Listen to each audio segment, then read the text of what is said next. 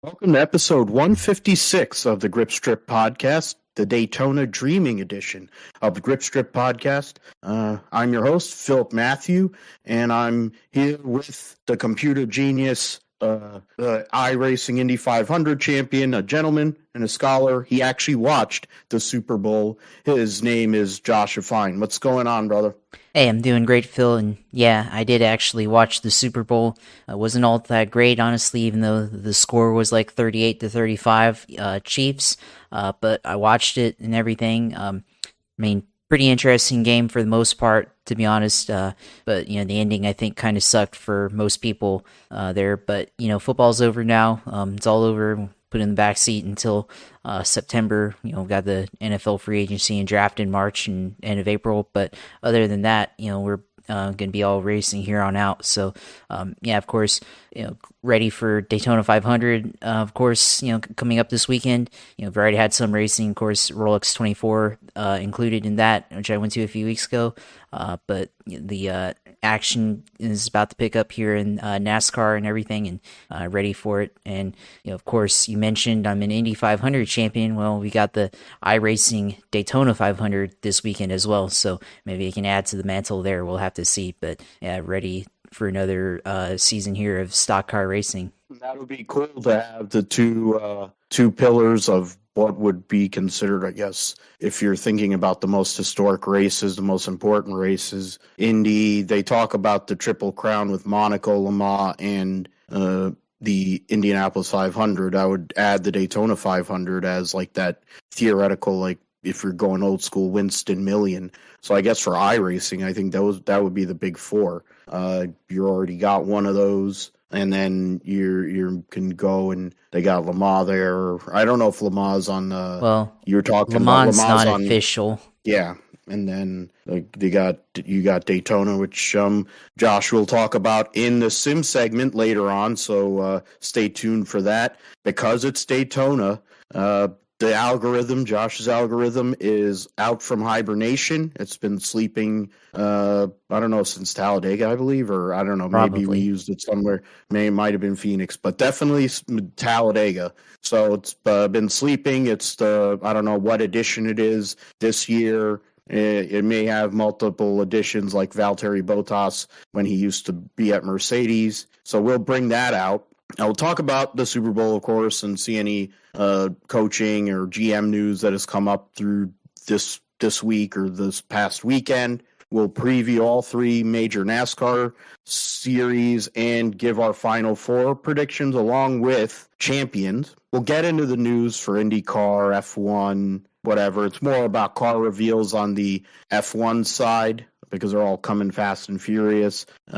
Mercedes is about to put their car out there here in the next day or so. A bunch of those are coming out. And IndyCar, there's news with Beth Paretta's team, so there's that. We will talk about the Indian E-Prix, the Hyderabad E-Prix that took place, the first race in India since I think World Superbikes or definitely Formula One. It was a while ago. Sebastian Vettel won every time there when they had Formula One. So we'll talk about that race. We'll get into Rally Sweden, upset winner in that rally. But good thing for the series, good thing for the season.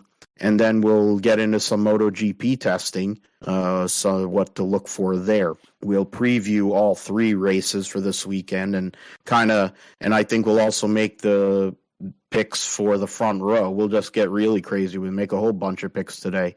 Do that. Josh will talk about the iRacing Daytona 500 along with anything else that is in the sim world, and then we'll close the deal. So, yeah, Super Bowl 38-35. KTF Mahomes is now a two-time Super Bowl champion at 27, two-time Super Bowl MVP. The statistics in both of his Super Bowl wins have not been impressive, but in the end, he's made a play or here or there that's helped him win the game. I did call that brother knight Harrison Butker was going to kick a game-winning field goal. Now he had to redeem himself because he missed a field goal earlier in the game. He had a chip shot because of James Bradbury holding call, which the Eagles fans are butthurt about, but in the grand scheme of things, it should have never came down to that. when you had a 10-point lead. They're only the second team in the history of the Super Bowl to have a 10-point lead at half or more and blow it in the Super Bowl. We already know who the other one is.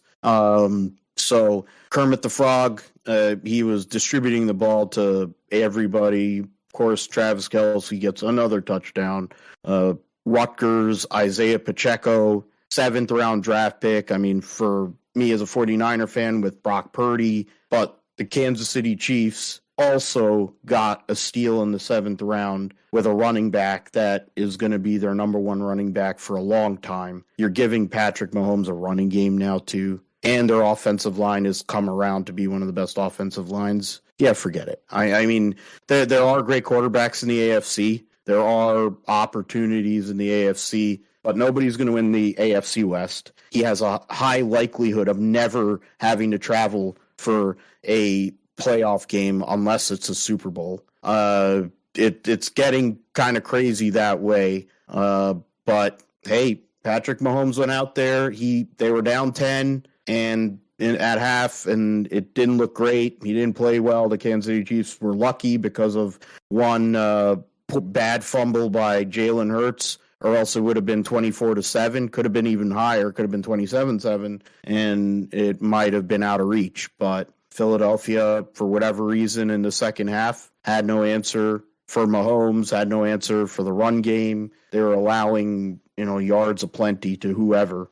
I mean, if you're a Giants fan, you're watching that game and you see Kadarius Toney get a big return and get a touchdown, probably wanted to vomit. Sky Moore, who was one of their high draft picks, gets a touchdown. I mean, it was like the Oprah of football games. You get a touchdown, you get a touchdown, you get a touchdown. So, I mean, at the end of the day, Patrick Mahomes, KTF Mahomes, is now 2-time Super Bowl champion, along with his buddy over there, Travis Kelce.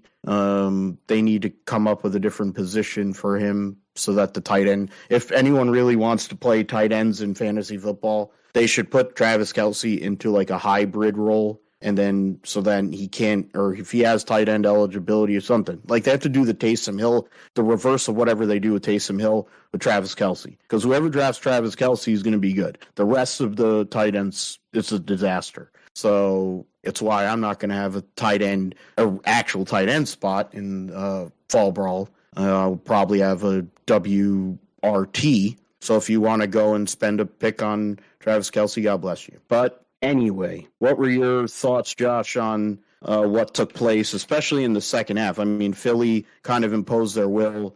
Jalen Hurts, 377 total yards, 4 touchdowns, Super Bowl record, 3 rushing touchdowns. Yes, that fumble is bad, and in theory, they only lost by 3 points, and they gave up 7 there. But I don't even think that was the reason they lost the game, to be fair. I mean, he played his ass off. He was going to be the MVP of the league this year before he got injured. And not only did he lose the league MVP to KTF, now he lost the Super Bowl to KTF as well. Yeah, I mean, there are a lot of thoughts into this game, really. And, I mean, really the downfall for the Eagles started, once they spotted the Chiefs 7 points there with that fumble recovery touchdown. It was not, I mean, they were able to recover from it and get back into the lead, but you have to be able to get ahead by at least 2 scores if you spot Patrick Mahomes 7 points in the Chiefs. So, I mean, they made it back up, but then you have to stop them and then score again to make up for the fact that you didn't score the other time when you fumbled it and gave them points, in my opinion. And, it came down to halftime. Before halftime, the Eagles, they got a field goal, but I think a critical play on that drive that they had before halftime was the deep throw to Devontae Smith, which I think that should have been a catch. The NFL, I think the officials made the incorrect call there, ruling it not a catch. I think he had control of the ball before getting out of bounds, and I think going to the ground still maintained possession of the football and didn't have any issues there. So that's kind of how it goes in football sometimes, though. But They still had a pretty good first half, in terms of being able to keep up with the Chiefs. They did have a couple of 3-and-outs and everything, but they did what they needed to do. But I think defensively, they got schemed up by the Chiefs in the red zone. 2 scoring drives in a row where the scoring play was basically motioning a running back lined up as a wide receiver, wide receiver, lined up outside, motion him back inside towards the formation, and then have him motion back out as they snap the ball and get him out into space. You saw that with Kadarius Toney. You saw that with one of their other running backs that they threw the touchdown to, at the end of the game. So when you have that ability to scheme them up, you're going to keep hitting those plays. And Philadelphia, I mean, they struggled with those type of plays this season. Go back to Jacksonville when they played them in week 4. They had a couple of touchdowns, or Jacksonville was able to score a couple of touchdowns using the same concept, and which is not surprising because Doug Peterson is Andy Reid's protege or former protege, so not surprising to see that type of motion used in the red zone. So I think Philly, when they look back, they really needed to adjust on defense, and actually they did at the very end. Leading into the controversial holding call that people got upset about. I think they had the right idea by putting a man on the running back, but unfortunately, Bradbury pulled the jersey there, and they called the flag on it, which I think a lot of people would probably argue that that was a technical, very technical call there, and maybe didn't fit into the context of the game, considering how they didn't really call those type of flags throughout the game. But it is what it is. So from there is pretty much over and for the Eagles, and they had couldn't really stop the Chiefs or anything like that, and they ran out of timeouts and didn't have anything, and basically were left with a miracle, which they weren't able to do anything with. So yeah, I mean, the Super Bowl, Patrick Mahomes, even though got injured again, he's able to come back from that and being down 10 points, and was able to go out and score for the Chiefs and be the MVP.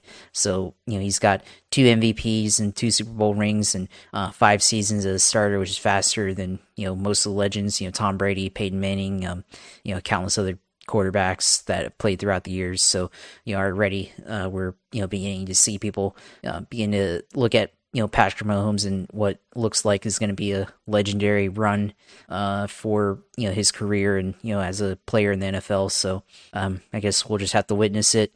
I kind of already bored of him and everything. It was fun the first couple of years, but now it's just like, all right, who's next? So that's just how it's going to be, and every team is going to have to go through him in the AFC at least. So you won't have to really worry about Patrick Mahomes unless San Francisco plays them, or anything like that, or until the Super Bowl. But for me, Jacksonville being the AFC, definitely have to look out for Patrick Mahomes every year. It's going to be a concern. So there's a lot in the future that you have to be ready for with Mahomes. But the game afterwards, Kelsey talking about the people doubting Kansas City and acting like people were treating Kansas City like they're a 7th seed or whatever. I mean, it's pretty off-putting, to be honest with you. Like, I mean, come on. It's not like the Chiefs couldn't do what they could, what they were able to do. So I don't really think anybody was actually counting them out or anything. I mean, I think people just thought that the Eagles were the better team, and I think for most of the game that they were. But as the game went into the fourth quarter, I think the Chiefs were able to make adjustments and be able to execute better than the Eagles. So the Eagles did a fine job, but I think they just ran out of steam. They used up too much clock on their touchdown drive before the Chiefs field goal drive. So I had a feeling there that they had used up too little time and gave Patrick Mahomes too much time to go down the field and leave little time for them to get the ball back. So even with that penalty, so yeah, I mean, Super Bowl, it is what it is, and hopefully next year it's a different result for both of us, Phil, and we'll see where everything goes from here on out. So we got a lot lot in football that happened, and I think after a long season, finally glad that it's over, to be honest, with all that's transpired since the end of August all the way up until yesterday. So just glad we had a good, entertaining season, really. The fact that the Jags are back finally after many years of struggle, you have the right coach and your quarterback is there. I mean, I was going to mention when you talked about the refs and the catch there with Devontae Smith, the overturned catch. It's interesting since they didn't bother to replay or do anything with the catch that, A.J. Brown had 2 weeks ago, just as an example. They didn't call multiple holds on Nick Bosa in that game. Lane Johnson was moving early, and that's like his thing. It happened yesterday too. In terms of the game itself, I mean, fine, good. Kansas City wins. Phillies fans have to eat it. They spent a lot of time going and trashing Niners fans and going to acting like they did some amazing job. And I was having a discussion like with my I have a coach that I'm working with doing for different deals there, and essentially they played the Giants we go all the way back. We'll rewind back to week 18, and they played the Giants third stringers, and they were playing their first string, and they almost lost to the Giants. But then the Giants bring their first string players, and they had nothing. So in that sense, okay, fine, they killed the Giants. The game was basically over early on. Same thing happened against the Niners. They basically, after murdering Brock Purdy, that was the end of the game. So they had 2 playoff games where they basically didn't have to do anything after the first quarter. But you're playing Patrick Mahomes. You're playing Andrew Ryad. It's the Chiefs. You got to finish, and not finishing that game is going to haunt a lot of people. It's going to haunt Nick Sirianni. He was crying like a little bitch during pregame. It's going to haunt a lot of other people because there's a lot of free agents on the Eagles. So I don't know who's going to come back there.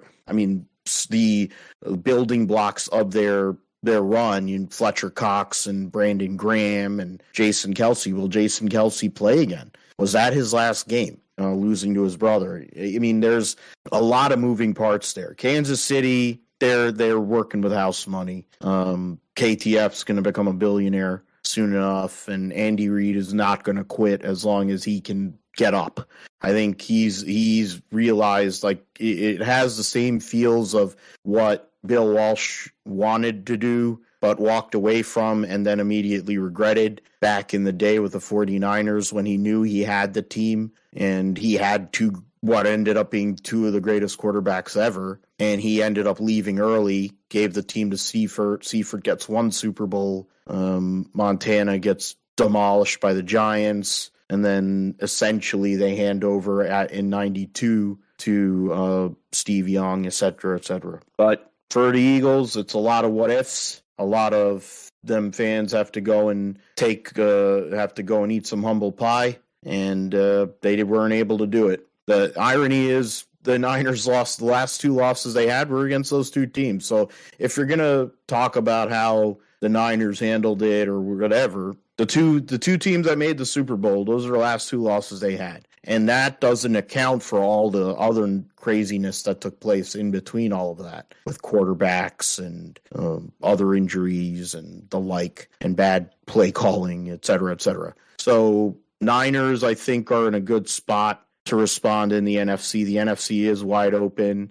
Josh mentioned it. As long as Patrick Mahomes is there, it's going to be very hard. I have to add Trevor Lawrence to that mix with Burrow, I think, is right underneath Patrick Mahomes, of course, because he's won the 2 rings. Burrow carried the Bengals to the Super Bowl last year and almost got there. So he's right there. He's just number 2. Allen has to prove it for Buffalo. He's number 3. Right now, number 4 at the moment, I believe, is Trevor Lawrence, based on recency. But on that, and then just the potential. The reality is they described him as the next Peyton, the next Andrew Luck. That's the kind of what the potential is there. And a national champion, Clemson and all. After that, I mean, if Lamar Jackson actually stays healthy, wherever he goes is an interesting one to see.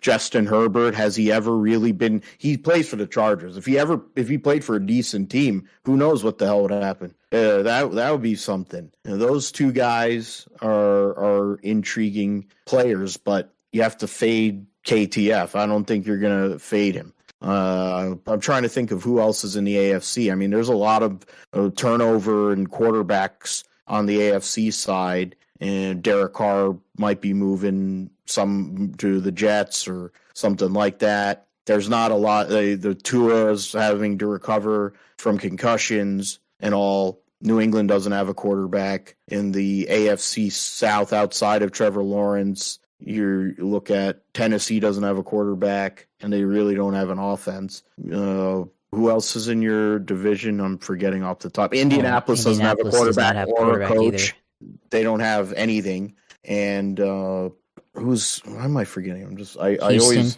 yeah. Okay, so Houston's the number 1 pick in the NFL draft. So they'll get their quarterback, or number 2 pick in the NFL draft, and they'll get their quarterback, Bryce Young, in April. But they're a rebuild with D'Amico Ryans. That's a 3 to 5 year rebuild if they give him the chance. That division's wide open for Jacksonville. That's where Trevor Lawrence and company, using home field, trying to take advantage of that division to try to raise themselves up, possibly sneak around the Chiefs and make the Chiefs actually go on the road. That would be the way to do it. We have never seen Mahomes on the road. 5 years as a starting quarterback, 3 Super Bowls, 5 AFC Championship appearances, never played a road playoff game. So that's what has to happen. I'm not saying that he wouldn't be able to fade it anyway, but I mean, he has shown there's been some issues when he's had to go on the road against some of these teams like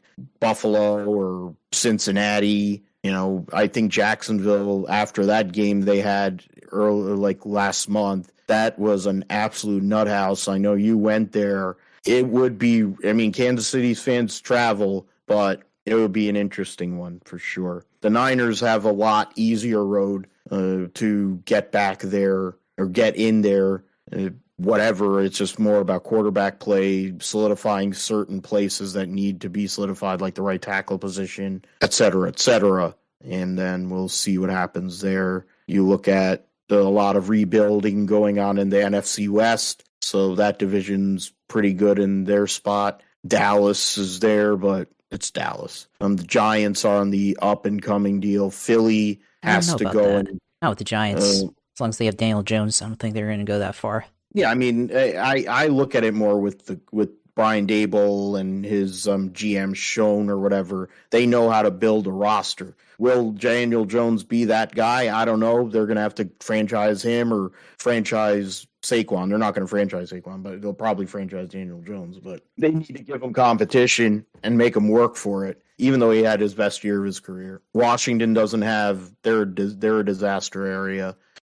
Philly, of course, having to fade, being the runner-up. So that division's wide open. Is going to be tough, and they're all going to pillage each other. Now that Aaron is in solitary confinement, I don't think the Green Bay Packers, he's going to be back with them. Minnesota, as long as they have Kirk Cousins, how far are you really going to go? Detroit is interesting, but it's Jared Goff. And then Chicago has Justin Fields and nothing else. So that division is just whatever. And the South is a dumpster fire. Ritter doesn't know how to handle pressure. The New Orleans Saints don't have a quarterback. Tampa Bay does not have a quarterback. And Carolina doesn't have a quarterback. So that's a waste. So there's 2 divisions that are basically gone. The NFC East is going to be tough. And I think Seattle and San Francisco will battle for the NFC West, but that number 1 seed could definitely come out of one of those 2 divisions. And that's where, if you can control your own fate, that's where it helps. I think in Santa Clara, it might have been a different result than having to travel to Philly, but it is what it is. We'll see what happens. Free agency and trades and quarterback movement, coaching movement. We'll see what all comes around with that as we go along. So I'll get into, Mahomes threw 3 touchdowns, so that's what saved him. He only had 6 incompletions, 182 yards, passing. Is it 226 total with the yards. Pacheco 15 for 76 and a touchdown was huge. Then Kelsey gets 6 for 81 and a touchdown. Kadarius Toney got 1. Sky Moore got 1. And that's where Nick Bolton, of course, that's the play that really kept them in the game, or else it could have gotten way out of hand. The Eagles, Jalen Hurts had 374 total yards and 4 touchdowns, only had 11 incompletions, so it wasn't because of him that they lost that football game. Devontae Smith had 100 yards, A.J. Brown had 96 and a touchdown, Dallas Goedert had 60. Those are your three of your best skill position guys. The running game was non-existent. I think Miles Sanders got hurt, so they had issues at the running back position, but your 3 best skill position guys theoretically all showed out. The defense, the leading tackler was Avonte Maddox with 6. Slay had 4. Bradbury had 4, but Elliott made his field goals, punting.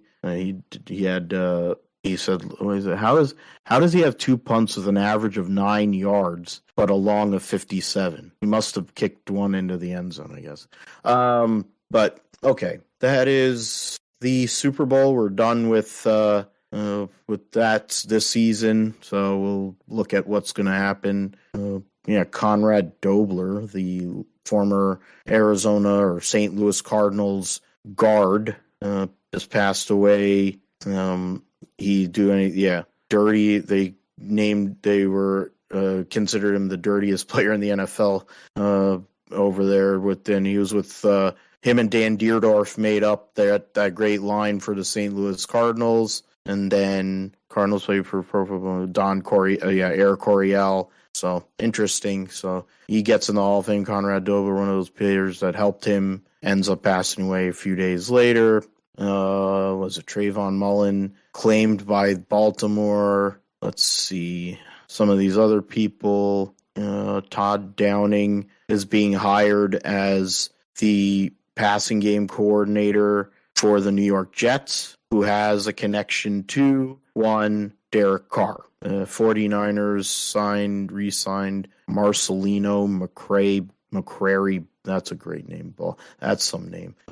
Your Jaguars signed E.J. Perry, whoever he is, and 13 other reserve future contracts, along with Quadre Olison. Lions assistant head coach, running backs coach Scotty Montgomery was interviewed for the team's offensive coordinator position at Tampa. Washington is also interviewing Greg Roman and Eric Bieniemy for the offensive coordinator position. So something to look at. Bieniemy, will he leave? Will he finally leave at this point after all these years of sitting behind, or is he going to stick around? Because, to be fair, why wouldn't you? When you have the league, you have the guy, the face of the league, Chad Henne, retired, cute. I thought Andy Reid would, but he's not doing it, as I mentioned earlier. Yeah. So Chad Henne retired.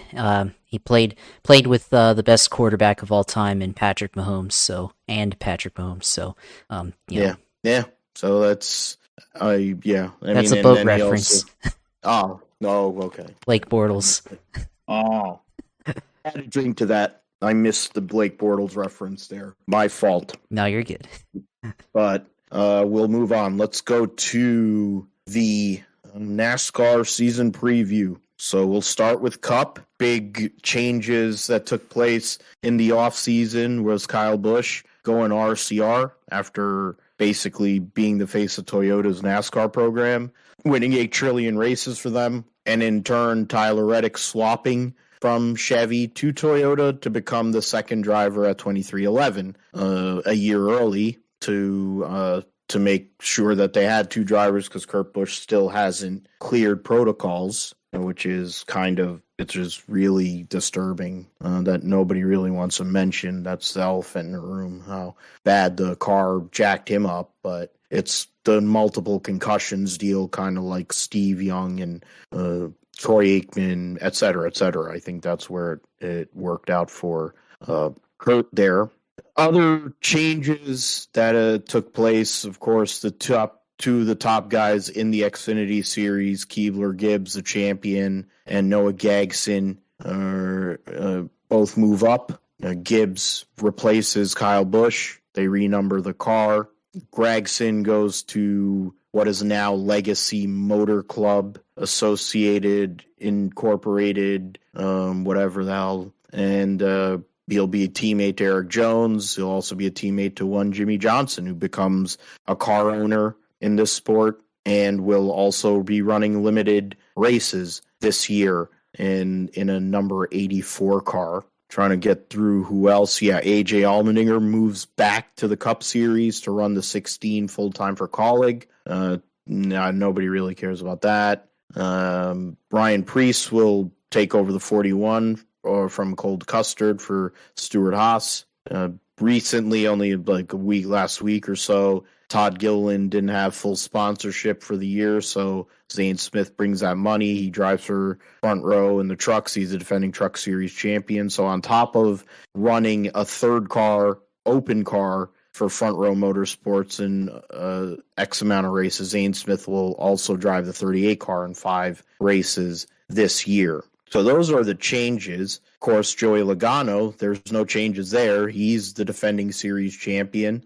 Penske gets that title after really domination by Chevrolet and to a lesser extent Toyota through most of the year. You go and look at last week and Martin Truex Jr. breaks a long winless streak. A lot of changes in his life recently personally, but he gets that win at the Clash. You look at the guy who finished second in points last year. It was Ross Chastain, and he got into it with Denny Hamlin again, so that'll be something to look at. Trying to go through here. Yeah, Kevin Harvick, it'll be his last year of his career, full-time season and all. He'll go to the announce booth for Fox, bringing actual credibility to it and helping Mike Joy having to put up with that, inbred dipshit that is Clint Boyer. Dylan gets Keith Rodden as his crew chief after Justin Alexander decided to get off the road. Brad Keselowski, trying to go through here. Kyle Busch, of course, takes basically the team that Reddick had. They kept it all together. They just put in Kyle Busch, so that'll be an interesting one. Almirola said he's going to run multiple years. We don't know. Briscoe re-signed for multi-year extension, so he's solidified as probably the new lead dog at Stewart Haas Racing. Rick Ware Racing, which, whatever, they suck. AJ Allmendinger, they changed some crew chiefs around. Swiderski is going to be his crew chief in the 16. I'm trying to go through here if there's anything else that sticks out. Michael McDowell gets a new crew chief, Travis Peterson, because Blake Harris moves to the 48 car. 38 car gets a new crew chief after Seth Barber moves to technical director. Ryan Bergenti. Preece gets in the 41. They change with the, what's his name? Why am I forgetting the guy? He went to RCR to run their Xfinity program. Shiplett moved from the Cup Series to Xfinity. And Chad Johnston somehow or another gets another crack at crew chiefing. But if the Clash was anything to look at, maybe that's a good combination. Luke Lambert moves up to the Cup Series with Noah Gragson in the 42. And I mentioned Tyler Reddick going to 45. Mike Kelly, I think it's his third stint with Ricky Stenhouse as a crew chief, going back to the days of when they won the Xfinity Championship or whatever, I think, the nationwide series back then for Roush. Then he was crew chief for him at the 17 car at Roush, and now he's crew chiefing again for him at JTG Doherty. I mentioned Blake Harris, Jerry Kelly, whoever that is. Chris Gale moves up to the Cup Series with Keebler. Yeah, those guys, they don't matter, whatever. Yeah, Chandler Smith is going to run part-time season here, 1, 2, 3, 4, 5 races. and that team didn't say anything. They don't have anything. Zane Smith, at least 6 races, probably might be more. You got the 50 money team will have Connor Daly at the Daytona 500, and it sounds like they'll have more races. Austin Hill will run the super speedways along with the Michigan race and the Chicago street course for the Beard 62 team. And then, that whatever 50, we don't know about the Trackhouse 91, Project 91 Project deal. 91. Todd Gordon gets out of the announce booth because he was working for MRN Radio, and he'll be working with one Jim Johnson at the 84 car. So that's a big get, a championship winning crew chief. So there you go. Not sure. I think the easiest angle to take, other than Joey Logano, Josh, is the Kyle Busch and Tyler Reddick angle here. Kyle Busch, of course, started with Ford, was quickly picked up by Chevrolet and Rick Hendrick. He ran and won races in the Busch Series, moved up the Cup at an early age, won in his rookie year. Decent productivity considering what the 5-car had been doing, but his personality and his maturity wasn't going to fit the Hendrick mold, hence his move to Joe Gibbs Racing, essentially taking over Tony's spot and carrying that organization in a lot of ways with Denny Hamlin for many, many years. Toyota basically has to thank him, because if it wasn't for Kyle Busch, we may not be seeing Toyota in NASCAR anymore with all the wins he has, like 8 trillion wins that he has with Toyota. But Joe Gibbs didn't want to pay him. M&M's left, and he also wanted to put his grandson in the car. So all 3 of those things combined, and Kyle Busch somehow or another made a deal with a guy that at one point wanted to beat the living crap out of him, and Richard Childress. The biggest move I think Richard Childress has made, because he never responded to Kevin Harvick leaving. This is probably essentially, I don't know how many, 9 years too late, but this is the response. He has a guy that can still win and is very hungry and wants it bad, and it seems like with some of his questionable behavior, fits right in with RCR. On the flip side, Tyler Reddick goes from the RCR camp, where obviously his voice and the way he felt about certain things was going to be muted, even though he had that great relationship with Randall Burnett and they had a great thing going. The vibe and everything probably wasn't right. Austin Dillon probably wasn't really happy about getting his ass kicked by Tyler Reddick every week, but it's not, I don't get it. He gets his ass kicked by whoever his teammate is usually, because he sucks. And it'll be funny when he gets his ass kicked every week by Kyle Busch, because that's basically what's going to happen from now on. But because they're friends, it's okay. He goes to the 45 car. Denny Hamlin hedged and said, I want to get this guy before it becomes an issue. I want him to be a building block for our organization for the future, knowing that he's a championship level driver. And now he's taking over Kurt Busch's ride, and it's a big deal. I think the dynamic with him and Darrell Wallace Jr. is it's fresh. So and it's something that those 2 guys are going to make each other, push each other. Tyler Reddick, raw talent, through his whole body. Darrell Wallace Jr., the end of the second part of the year last year, was one of the best drivers in the sport. No matter what you want to talk about or how you want to look at him, the stats prove it. He won Kansas going away. He could have won other races. Michigan. So deal with it. And he's a great super speedway racer. So I think that's the angle that we have to look at first. Hendrick Motorsports, you can get into the 2 guys with Clyde and Larson, and Penske with Logano being the champion. But I think the biggest storyline is those 2 guys and what they do. But what are you thinking, Josh, in terms of the season? It's pretty interesting the way you put it with Busch, coming over from Joe Gibbs Racing, many years of success, and now going out to RCR, who it looked like at times that they had peaked. They really weren't anything more than average.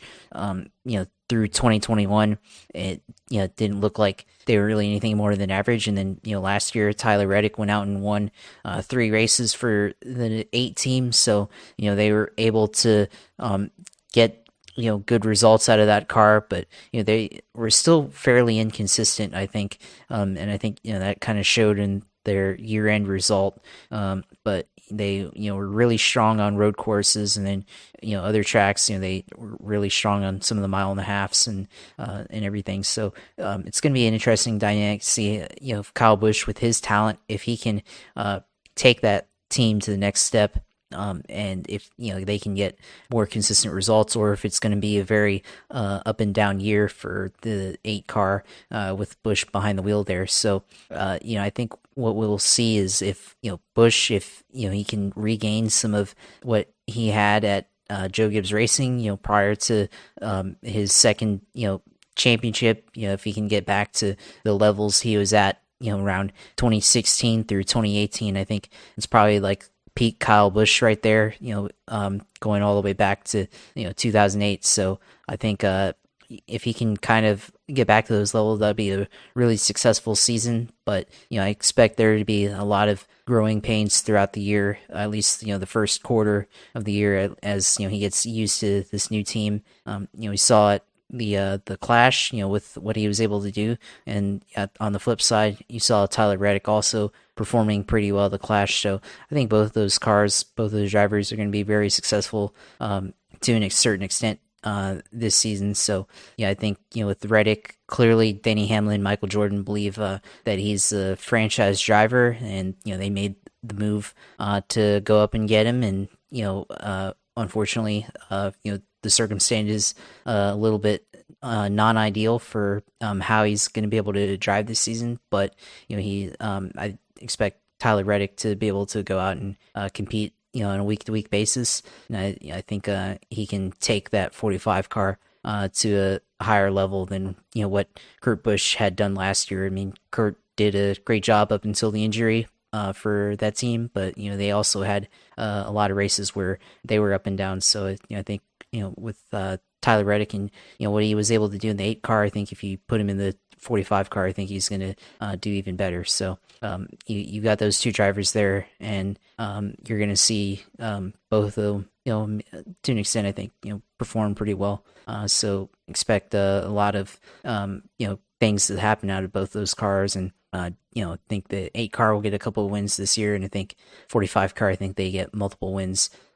With Reddick behind the wheel, so should be a good year for both those cars and everything. And I think some of the other teams, I think Stewart-Haas, we've got to look at them as a team to look out for, because last year obviously they didn't really have a great year overall. Harvick was off for most of the year until his 2 wins, and then he started out, looked like he might have a good playoffs, but he quickly fell out of it, and now it's going to be his last season, so I think he's going to be extra motivated to try to end on a good note with his career. You've got Ryan Preece, who earned the ride, I think, in the 41, and I think he's going to want to prove that he belongs in that car and in the Cup Series in general. So I think he's going to have a lot going for him in that car this year. Almirola, I think, still going to be the same old Almirola, but maybe a little bit better, than what he did last year in 21. So maybe back to his form in 2020 and 2019. So maybe that happens. And then I think Chase Briscoe, obviously, last year, first win, and then somehow made it all the way to the the final race before the championship 4 race. So I think Briscoe, if he can build upon what he did last year, definitely think he can be a little bit more realistic shot to make it into at least the Elite 8. So I think he's got to just be a little bit more consistent than what he was in last year, and I think it looks like the Fords, based on what we saw in the Clash, if we're gonna base it on that, it looks like they're gonna be a little bit better than what they were last year. So it should be pretty interesting there. I think with other teams, you mentioned Hendrick. I think it's gonna be Kyle Larson trying to be better than what he was in 22. He's still pretty dominant at times, but a lot more inconsistent than 21. And I think Chase Elliott, I think he's still going to be the same as what he was last year, but I think he's going to want to be certainly better than how he did in the playoffs. So he was really, even though he made the Final Four, we talked about him, wasn't really all that consistent and kind of just rested on his laurels of being the regular season champion, to get in there. So it's going to be interesting. I think, the balance between, the Hendricks Chevys and the Childress Chevys, and the other teams that RCR has support. And then also you throw in, Jimmy Johnson's Legacy Motor Club with Richard Petty and Allegiant. I think can they be, competitive, or, all of those teams kind of maintain a level of competitiveness to, go up against the Fords and, the 6 Toyotas. So, I think, Chevy, they've got a lot to prove. They got a lot of new drivers and new teams. So, I think, they have a lot to prove for them. And, also, I think, with Ford, they want to have more of their cars be competitive outside of Penske. So, I think, those cars are gonna be good. And then, with Toyota, I think, they're gonna be more balanced overall. They've been very top heavy with Gibbs for many years, and now I think with 2311 beginning to ascend, I think they're going to have more success there. And I think they also want to see all 4 of their Toyotas, including Ty Gibbs, perform well every year. So I think definitely it's going to be an interesting year competitively speaking. We'll see if they have the same amount of wins, or if they reach the same amount of wins from last year, 19 different winners, very unusual amount of winners. So can they reach that or get close to that number, or is it going to regress back to the mean, to what we saw before? And I think definitely think we'll have a lot of change, or storylines throughout the year that kind of reflect all the changes that happened in the off season, for sure. Yeah, definitely something to look at, and it'll be more apparent during the West Coast swing here, coming up after the first race, of course, which is the Super Bowl stock car racing in Daytona 500. They'll have that. Also have the Atlanta Super Speedway lottery as well. So a couple Super Speedway races, see if there's been any real improvement with the car there. We have to see what it's going to do on short tracks and road courses where there's definite issues. That there is a change. There won't be any stage breaks at road courses, so it'll actually be somewhat of an organic race again. So that's nice, which might help with the road course racing a bit there too. I guess, you just got done, and it's very early, so we're going and doing these predictions just off the cuff, essentially, like Bobo would like to say, off the cuff, off the roof. What I'll go first, or unless you have an idea, or you had them. He can go first on this one. So now look at that. They have 2 pages. Look at that for the I guess they changed the formatting of the there was 42. Yeah.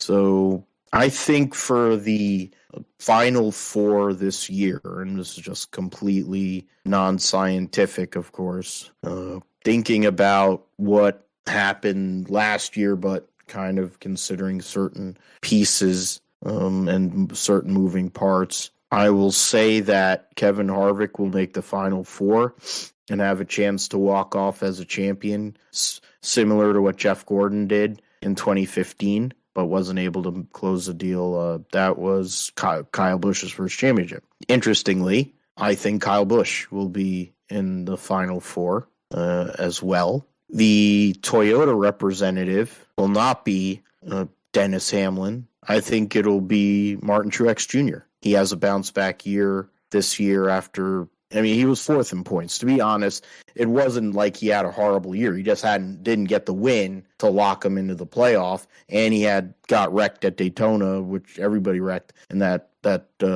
400, and that cost him a chance at the playoffs. But there's a lot of moving parts, a lot of changes for Truex. Needs to bounce back in a sense after certain aspects, rough year. My 4th pick here for this season for season 2023. I'm going to go with Clyde. So my picks for, I guess we'll put them in the NASCAR thing. So Phil's final four picks are going to be Harv, Kyle Busch, Truex, Clyde. And my champion pick will be Kevin Harvick. I'm going all in on the vibe that Kevin Harvick, they've been close so many times. Ever since he and Rodney Childers have been together. I think it's the whole Cinderella story thing. I'm feeding into it. That they made progress. It's been a few years of them being behind. The team has made progress. He wants to leave big and walk off as a champion, I think. And let's be fair, they're racing at his best racetrack. That's where the finale is. Literally his best racetrack. He has more top 10 finishes than at that racetrack than any other driver has had in the history of NASCAR Cup Series racing. He'll need to get more than a top 10 though, but we will see what happens with that. There's plenty of drivers that could go and mess that whole thing up. So, Josh, who do you think will be in the Final Four and your early championship pick? Yeah, I think it's going to be interesting playoffs this season, and I think you had some pretty good picks there. I think for me, I think Martin Truex can make it into the Final Four, so I'll agree with you there. And I think Kyle Larson makes it back into the Final Four.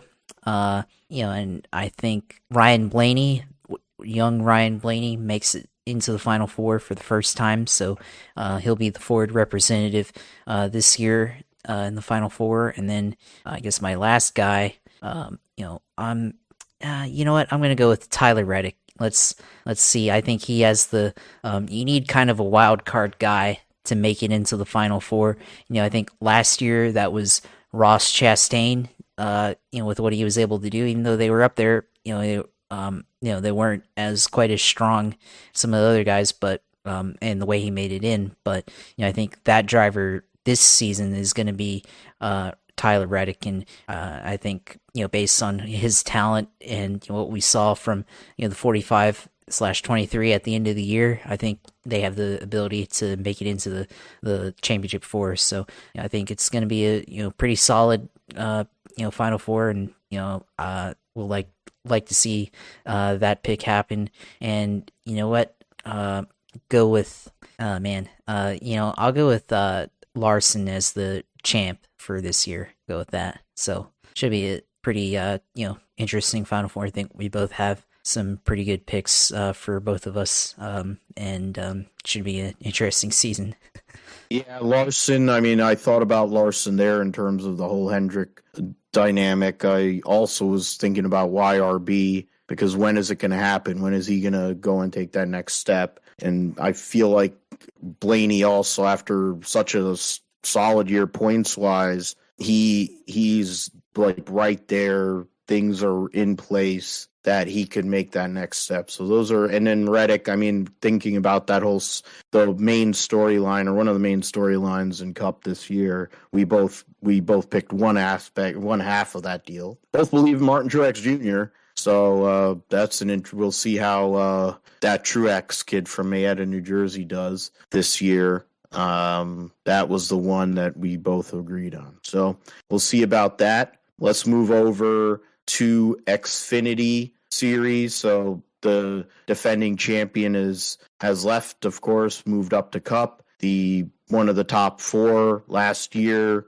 also has moved up to the Cup Series. So there's the main thing is, you think about Junior Motorsports, they bring back 3 of their 4 drivers, which of course they had 3 of the 4 cars in the Final Four. They get Buckshot Jones in the 9 car to replace Gregson. So that's going on there. A big piece that is a big change and addition to the series this year is Stewart-Haas will now become a 2-car organization in the Xfinity Series. They were partners with certain teams. Now there's been some changes with that, but Cole Custer goes back to the Xfinity Series, and he'll be working with Jonathan Toney. And so that's an intriguing prospect for sure. He looked like he was going to be, had a lot of potential. The way he raced in Xfinity the last 2 years he was in the Xfinity Series hasn't really panned out in the Cup Series, but because his dad is Gene Haas's best friend, he's going to get multiple opportunities to prove himself. But I do think the Xfinity car is much better for him. He did win at California, last year, driving for SS Greenlight. Mentioned Sam Mayer, he gets a new crew chief with Marty Lindley, Sheldon Creed, and who comes back to RCR along with Austin Hill. So Creed picked it up in the second half of the year, but had given up so many points early that he wasn't able to make the playoffs. I'm trying to go through some of these here. Blaine Perkins, he'll be taking over for Joe Graff at the 07 SS Greenlight car. JD Motorsports focusing on 2 cars, Bailey Curry, Brennan Poole. Justin Allgaier comes back, and now we'll have Jim Pullman instead of, I'm forgetting who his crew chief was for all these years. He's had the same crew chief forever. I think he moved over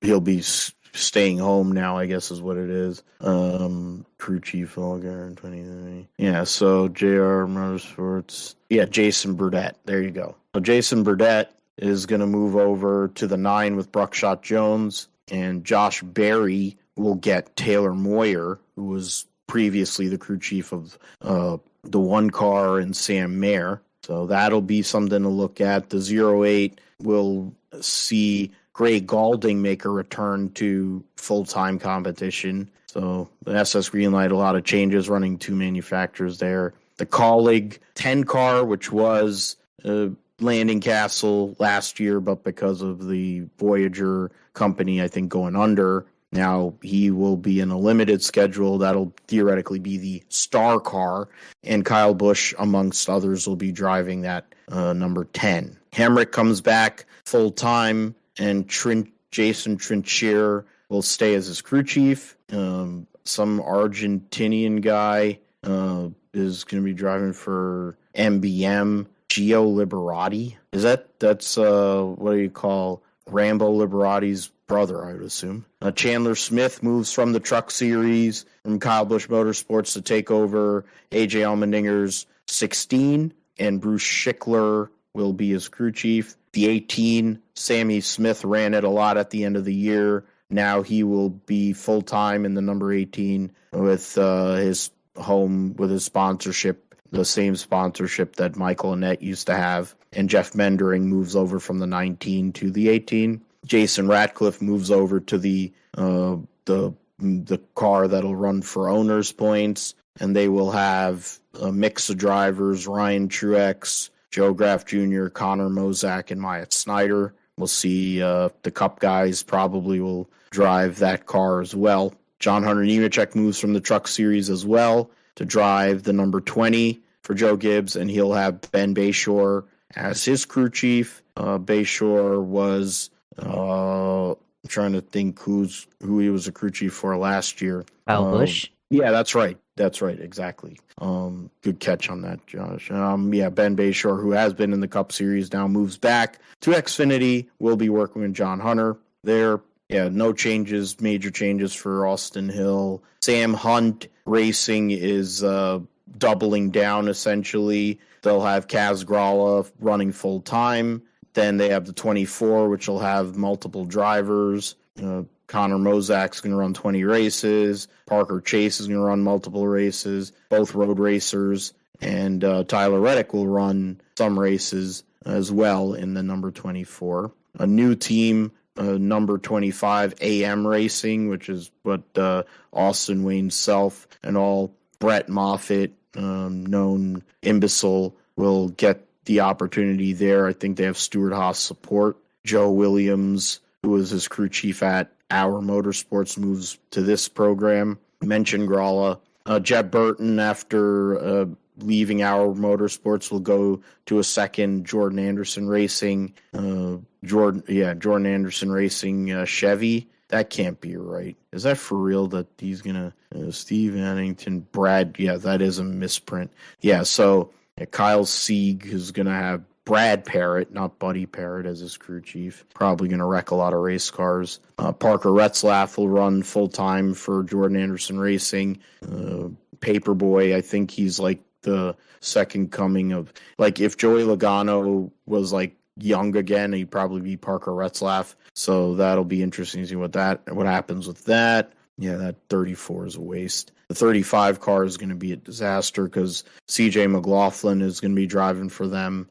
So that's going to be they're going to wreck. That's a caution every week when he drives. Natalie Decker is just going to drive around slow and be doing whatever TikToks. Though Brad Perez will get to drive that car this year, so hopefully that'll be good for him. Steve Addington gets back as a crew chief. He'll be working for the 38 RSS team, which will have Joe Graff Jr. run the majority of the races in that car. And then Sieg, of course, will get a new crew chief because Cowboy Starlin retired, and he'll run his number 39. Alpha Prime expands and makes a lot of changes. They're going to be running a number 43 with Ryan Ellis, with at least it says 15 races on that. Then it became at least 24. So assuming that, we'll just say 15 to 24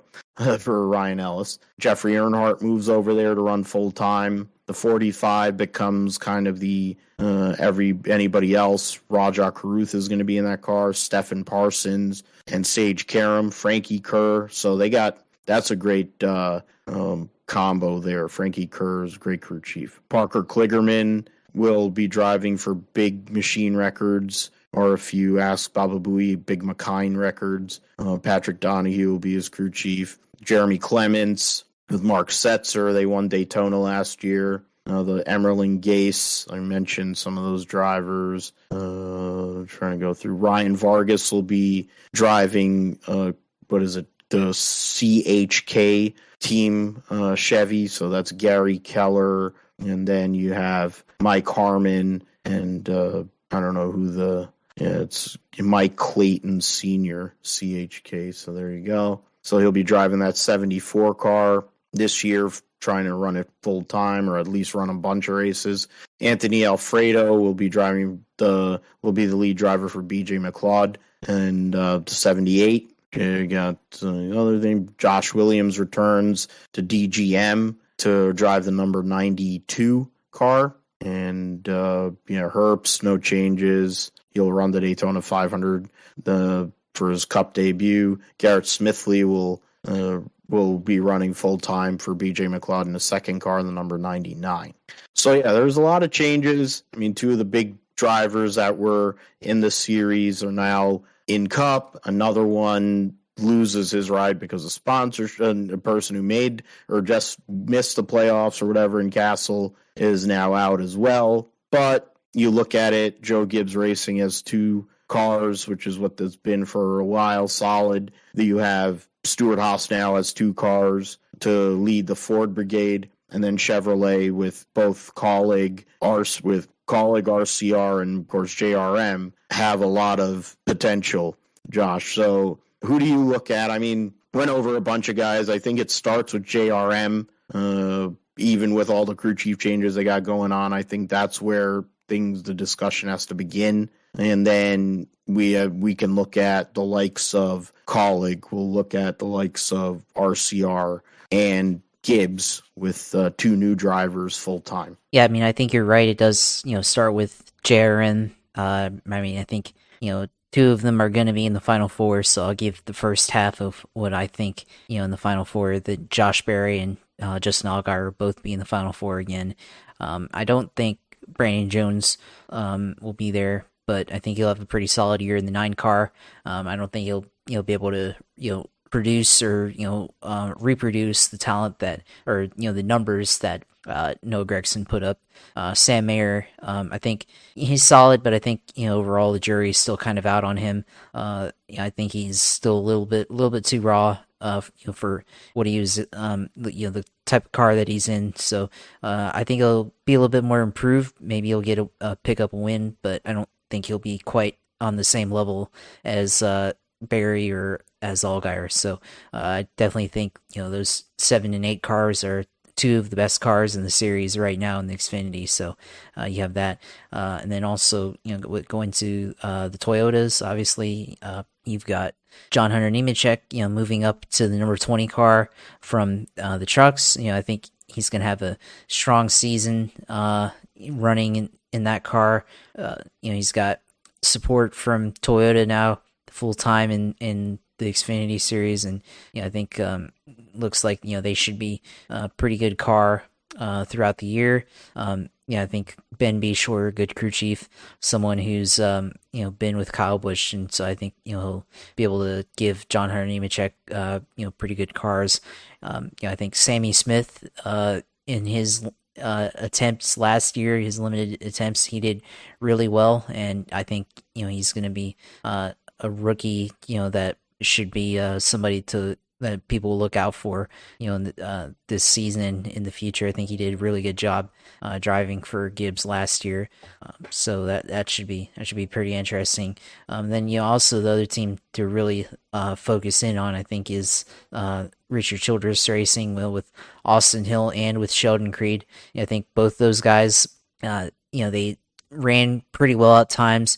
They were both pretty inconsistent, but Austin Hill seems to have the super speedways and Atlanta super speedway figured out, and I think Sheldon Creed, after a year in as a rookie in the Xfinity series, I think he's going to improve greatly. We saw what he was able to do in the Truck Series for many years, and now I think with his talent, I think he's going to be able to do a whole lot better this season in the number 2 car. So I think he actually makes the playoffs this time, and I think he maybe gets a win or two this season. So should be interesting for that team. I think they'll have a little bit more improvement overall as a team, compared to some of the other contenders in this series. That's not as it doesn't have a whole lot of star power in it, really, when you consider things, but they do have a ton of drivers who are probably going to be in Cup within a few years. So that's definitely a lot of things to think about there. And then I'll look at Cole Custer. I think he, like you said earlier, I think he does a lot better in Xfinity than he did in the Cup Series. Go back to his win last year at Auto Club, and then you also go back to his first win back in Homestead, all the way back in 2017. He dominated that event very, very thoroughly, and was the winner in that race by like 10 seconds. At least he had a 10-second lead at some point during that race, and it's pretty good for a driver with not a whole lot of experience at that time. So I think he'll be a lot better fit in this in this series, and I think Josh Berry, or not Josh Berry, but Cole Custer, I think be a lot more competitive, and Stuart Haas definitely help him in his future at Stuart Haas, if he stays in the Xfinity series, or if they bring him back into the Cup Series, or or even if he jumps to another team to try to get back into Cup. I think that's something definitely to consider there. So got to look at those guys. Colleague as well. Chandler Smith, really good in trucks the last couple of years. Can he bring some of that to 16, replacing AJ Allmendinger? So should be interesting to watch him, how he runs in that series. He's got good teammates around him. Daniel Hemrick, solid champion teammate there, and then of course the 10 colleague car that's going to rotate around throughout the year. He's going to have Kyle Busch as somebody to lean on for experience. Allmendinger, Austin Dillon, Justin Haley, Landon Castle. So I think throughout the year he's going to have a lot of experience to lean on for support and help as he goes throughout his rookie season. So I think the Xfinity series, we lost a little bit of the competitiveness after some of the drivers graduating onto the Cup Series, but at the same time, I think it should be a pretty interesting and think the racing will definitely be as good as it was and as good as it's ever been in the Xfinity Series for sure. Yeah, I would think so. I mean, there's a lot of intrigue this year after a couple of those big dogs have left. You mentioned you said Josh Berry and what's it called, Justin Allgaier. Yeah. And then who else are you looking at for your Final Four? So, I mean, yeah, looking in my Final Four, I said Barry, Allgaier, and I'm actually typing this out myself right now. And, I'm going to put John Hunter Nemechek. I think he's, done really good in the Truck Series. And, I think in a Gibbs car, I think he's really good. So I'm going to put him in his, in the Final Four. And then this one's a little bit tougher, but, I'm gonna put it's tough, but I'm gonna put Sammy Smith. I think Sammy Smith is really good as a rookie, so it's gonna be a Junior Motorsports split, Gibbs split in the Xfinity Series, and I think that's kind of reflective of how it's been the last couple of years. So Sammy Smith as a rookie making it to the Final Four, I think it's been really impressive, and John Hunter Nemechek, Justin Allgaier, Josh Berry, Final Four this year in Xfinity, and champion. I'll go with Josh Berry as champion. Well, that's interesting because that's who I'm picking to win the championship too. And no bias, that's who I figure is the most likely. He's experienced. He's now got the understanding of these tracks. He's been in it for however many years. So, I mean, I think he goes and gets that championship for sure this year. So that's one. Looking at some of the other drivers, I'm going to say that, I mean, I also agree that John Hunter goes and gets into the Final Four. So he makes it. So that's one Chevy, one Toyota. I will go out and say Cold Custard makes the Final Four again, returning to the Xfinity Series. So right now I have full representation, one out of every manufacturer there. And then my fourth driver, let's see here. So I've already said, so Bill's Xfinity picks, Josh Berry. So Berry, JHN, Custer, and my wild card for the Final Four will be Sheldon Creed. After a tough year last year, he goes and makes the progress. He's done this his whole entire stock car career, really. After usually struggling the first year, the second year he takes a big step forward. He won the Truck Series championship in his second year. He won an ARCA championship that way. I think it goes in that same path for Xfinity for Sheldon Creed. But, of course, we both have picked and doubled down on Josh Berry. So hopefully Josh Berry comes through for us. It'd be a bummer if he doesn't. But that's who we think. Berry, that's not Berry. Berry has his Berry champ equals champ. So he learned from last year and the mistakes they made in that final race to go and get through and get old Junebug another title with one of his good buddies coming through after all those years of hard work. So that's Xfinity. Now let's move to the trucks. Now trucks is going to be really convoluted. There's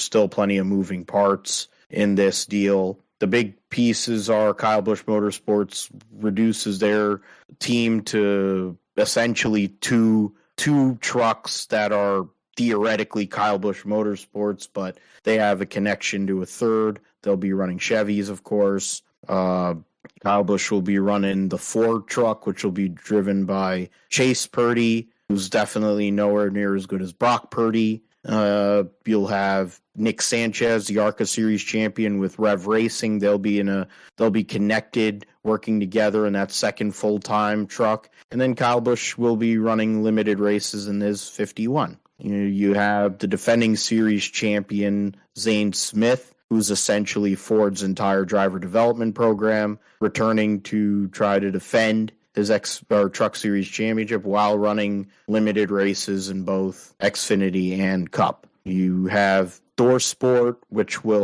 has returned to Ford again, and they will they'll run Haley Deegan and get Rich Lucius as the crew chief for her and the number 13. Then I'm trying to go and see here whatever the other drivers at Thor Sport, what changes they have. Connor Jones, who's a young kid, will be running limited races. Ty Majeski will now run the number 98 instead of the 66. Matt Crafton, for the 157th year in a row, will be driving the Menards truck. It'll be a Ford with Shane Wilson. So those two are staying the same. The Ben Rhodes will have Jared Prince to be his crew chief. He's long time had Rich Lucius, so the former Truck Series champion will have a new crew chief this year. Then we go into some of these other drivers, and Jack Wood is going to run a good amount of races. I think about 10 races for Kyle Busch in that 51. So that'll be something to look at. GMS, of course, Legacy Motor Club that's Maury Gallagher's part of Maury Gallagher's deal, but GMS is expanded in the Truck Series to now 3 full-time trucks from 2. Jack Wood last year spent most of the year crashing and being terrible. He goes to Kyle Busch, and in comes Rajah Caruth, who finished in the top 5 in ARCA points. He'll have Chad Walter as his crew chief. No changes on the 23 Grant Enfinger. He'll have Jeff Hensley as his crew chief. And then the 43 will be Daniel Dye, moving up from ARCA.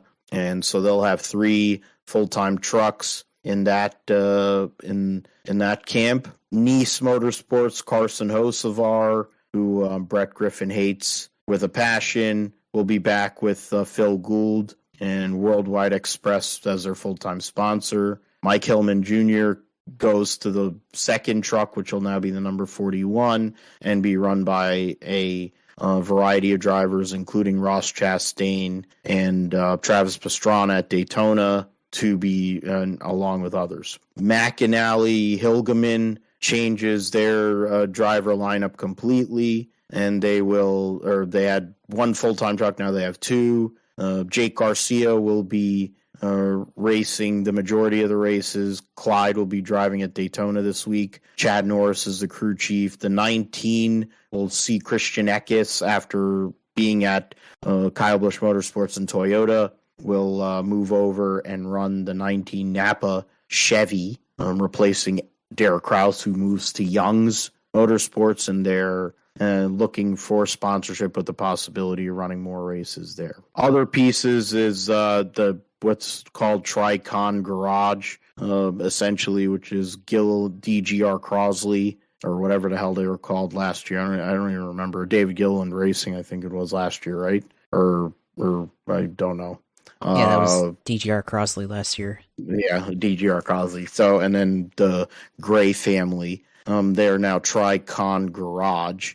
You have, going through all these, so the number 1 will have a mix of drivers. William Sawalich, as I mentioned earlier, Jesse Love, 2 prospect drivers. They'll be driving the number 1, along with a list of other people. Dean Thompson, who was a waste of time at Nice, will now waste a seat at Tricon Garage. Corey Heim is their lead driver, moving into what will be the number 11. Then you have Tanner Gray sticking around for the number 15, and number 17 will run with Taylor Gray, who and with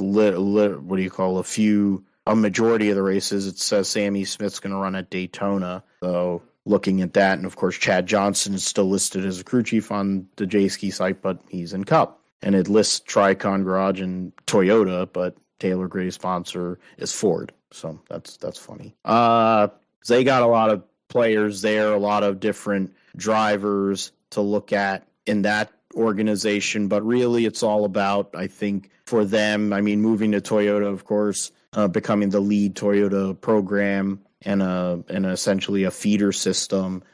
It's about Corey Heim. What is he going to do this year after winning Rookie of the Year in the Truck Series last year for Kyle Busch? And then who else? God, it's a dumpster fire. Tyler Ankrum returns to Tory Racing, but we'll have Doug Randolph as his crew chief, longtime Cup crew chief. Scott Zipadelli left the organization after 6 years. I don't know where he went. I don't remember hearing anything, to be fair. Nobody cared. Yeah, Ryan Vargas will run part-time for the On Point Motorsports Toyota team, number 30. Stephen Lane, the crew chief. Brett Holmes will be running full-time, the former ARCA Series champion, running for Rookie of the Year, and he gets Jerry Baxter, who's won plenty of races and multiple series, so that's a big get for him. And I think that's about it.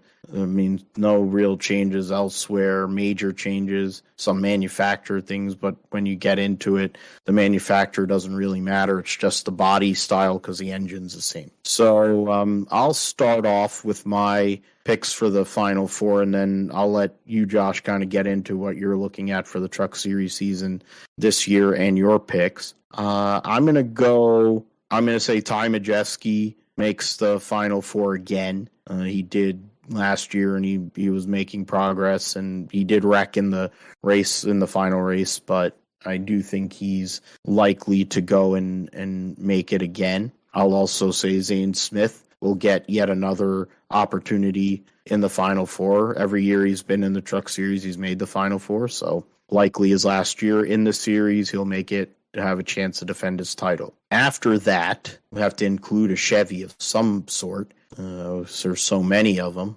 and that's the interesting one. Who do I pick? I want to go with that one, but I think it's kind of risky. I'll just go safe. I'll go Grant Enfinger as the third pick for me, and then my fourth choice will be Corey Heim. So 1 Toyota, 1 Chevy, 2 Fords. And I will say that Zane Smith will repeat as the Truck Series champion and move forward to whatever he's going to be doing, whether it's Cup for Stuart Haas or Cup for Roush or Cup for Front Row or whoever, or go to the Xfinity Series or wherever it's going to be. I think Zane Smith will defend his Truck Series championship. So I'll add those in while you give us your thoughts, Josh, on the 2023 Truck Series season. Yeah, I mean, this is going to be a interesting year in the Truck Series. Obviously, one contender from previous years, Kyle Busch Motorsports, kind of going through a change of scenery now. They got completely facelift with, of course, Kyle Busch going over to RCR Racing. So they're switching over to Chevy. You got 2 new drivers. It's going to be a interesting year for that team. I think they're going to go through a lot of kind of growing pains as they sort of rebuild or transition over from Toyota and TRD support over to Chevy. But they still have opportunities for Kyle Busch to go out and win races. But so I mean, I'd still pick him in any race that he tries to enter in. But should be interesting there. Of course, you got all the other teams, the regulars throughout the field. You've got like you mentioned, Zane Smith, Christian Eckes, changing to McNally Racing. You've got Derek Kraus going to Young's Motorsports. Grant Enfinger, always a steady driver. Roger Carruth being a rookie this year. De Benedetto still racing in the Truck Series. Ryan Vargas is going to do a couple of races here and there, in Xfinity and in the trucks. Nice Motorsports, you've got both Chastain brothers driving for the 41 at different points of the season. Travis Pastrana is going to be in the car for a bit. Carson Hocevar, he had an interesting year last year. Can he be better, improve upon what he, did last year in that car? Stuart Friesen, of course, always a solid guy in this series. Matt Crafton, forever going to be the mainstay veteran in this series until he decides to hang it up. Ty Majeski, Ben Rhodes, of course, those guys are always going to be reliable. So, you got a pretty reliable set of drivers once you kind of look through the field, I mean, in terms of, competitive drivers, I mean, there's not too many, but, you have a solid amount that I think could make the playoffs. So, yeah, it's going to be a, interesting year, I think, especially we have a lot of change in some of these teams. And of course, KBM's changing over, different manufacturer, different, support and everything. So, there might be some differences there, and obviously, I don't think their drivers outside of Kyle Busch are as talented as they were before. So, I think maybe a little bit different in some ways, but I think my final four for this series, I think I'm going to put Ben Rhodes making it in the final four. I think he's just always going to make the final four. I'm going to put Carson Hocevar. I think I liked what he saw out of him last year, and I think he can convert a lot of those second place finishes, top fives that he got. I think he can convert at least a couple of those into wins. So I think he's probably good for at least 2 wins, I think, in this series. I'm gonna put let's see, got those two. I'm put Ty Majeski, so I'll agree with you. Ty Majeski making it into the final four, and then also I'll put I'll agree with you saying that Zane Smith goes into the final four as well. So pretty similar there. I think I think the Truck Series is a little bit more not going to say predictable, but certainly it's easier to pick the names out of a hat for the championship than maybe in the Cup Series for sure, or in the Xfinity Series. But I think some good names, names that have been there before, plus newer guy in Hocevar. I think people are going to see. I think he's going to kind of have that same career arc Ross Chastain has had in a way, and kind of the year Chastain had last year in the Cup Series. I think that'll be what Hocevar has this season. So look out for him on the racetrack, later on this year. And then, and then of course the champion, right? It's tough, but I'm gonna go with Ben Rhodes. So you had Zane Smith repeating, and I'll bookend Zane Smith's first title with 2 Ben Rhodes titles and another post-race media center drink off with Bud Light and him getting trashed on that. Blitz or whatever cheap beer that they have offered, it doesn't really matter. It's Ben Rhodes. You could literally, whatever. He's pretty soft on that one, but you pick 2 guys to get a second championship. In my case, I picked Kevin Harvick to become a 2-time champion, and Zane Smith to become a repeat champion. So we will see how those picks come off, and we have them saved, so it's all out there.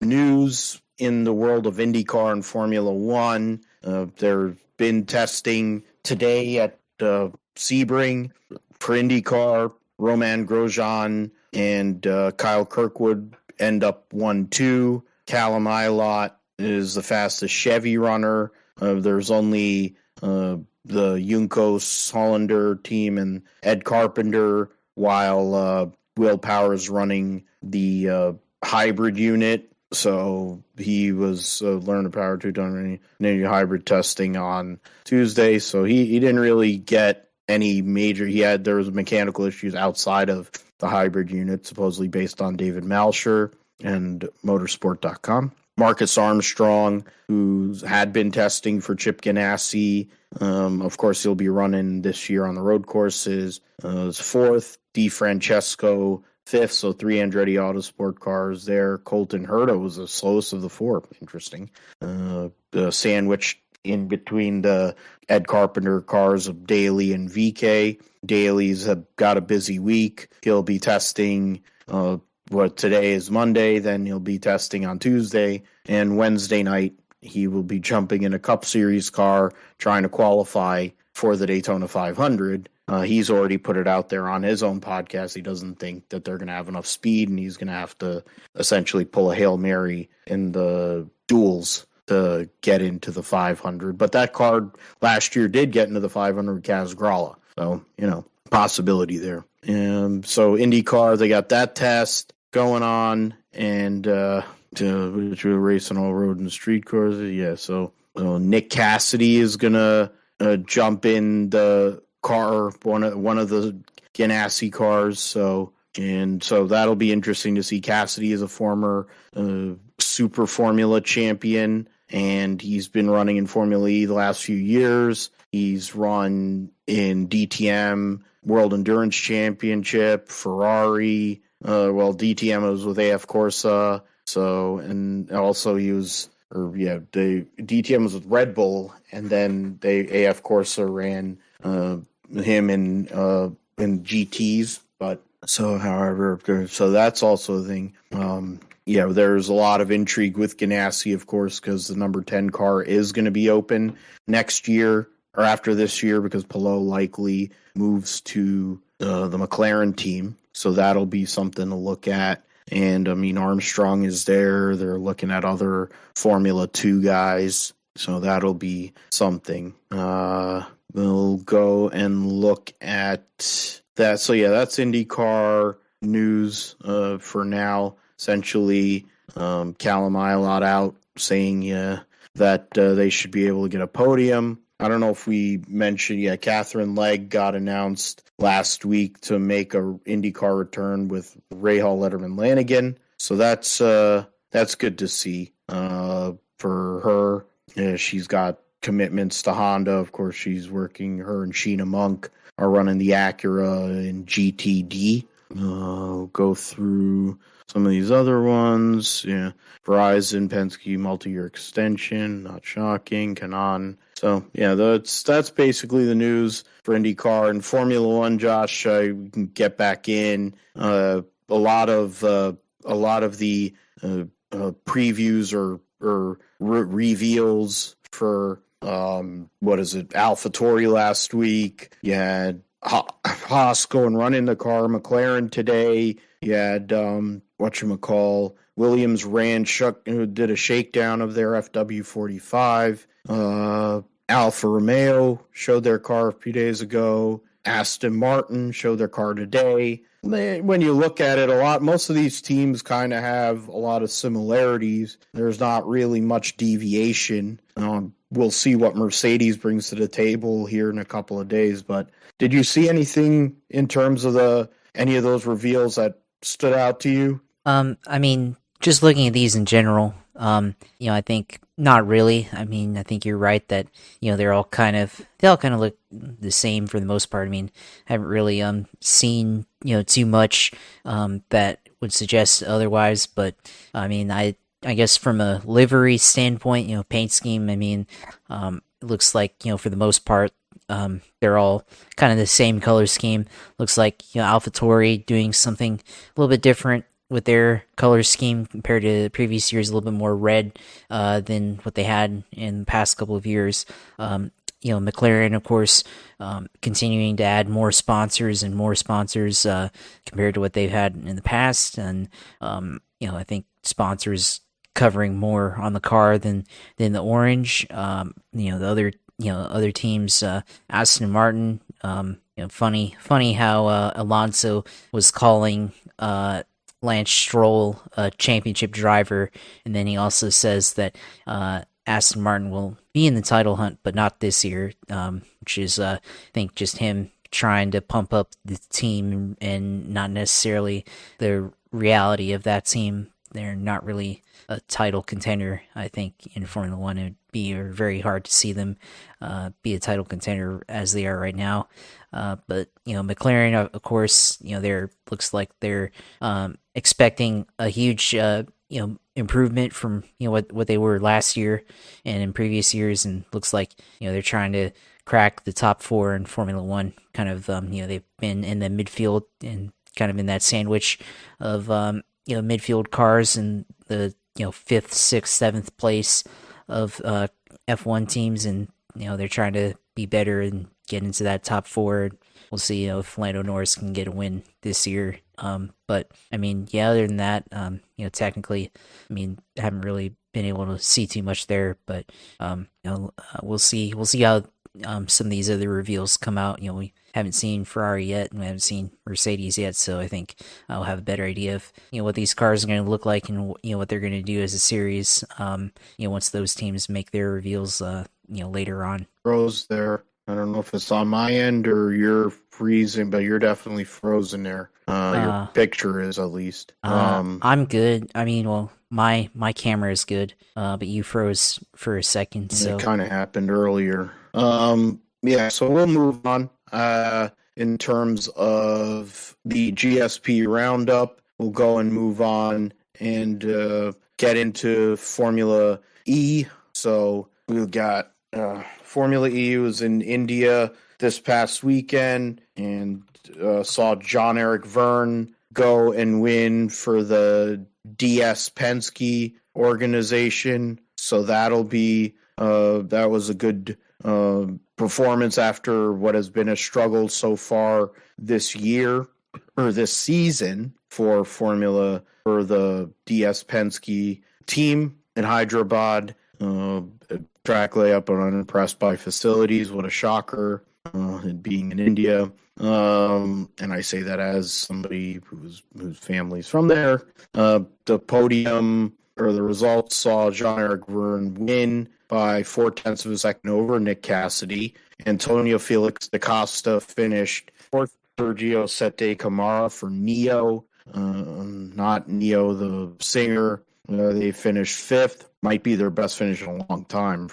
It's been a long time for them. They struggled. Oliver Rowland saves the Mahindra deal for the home team. One of the home teams gets a sixth place finish. Norman Nato, seventh for Nissan. Defending world champion Stoffel Vandoorne, eighth. Andre Lauderer, ninth for Andretti Autosport, and then Maserati's Eduardo Mortara rounds out the top 10. The McLaren team, Rene Rast and Jake Hughes, had issues. Sam Bird and Mitch Evans. Sam Bird got into it with Mitch Evans, and they took each other out while they were up front. So the Jaguar team is sponsored by TCS, so that's another Indian sponsor. And, of course, Jaguar is an Indian owned brand now. Dick Tantrum fell out, and Kelvin Vanderlinde was also out of the race. Yeah, Mitch Evans led the first 6 laps, and Buemi and Verne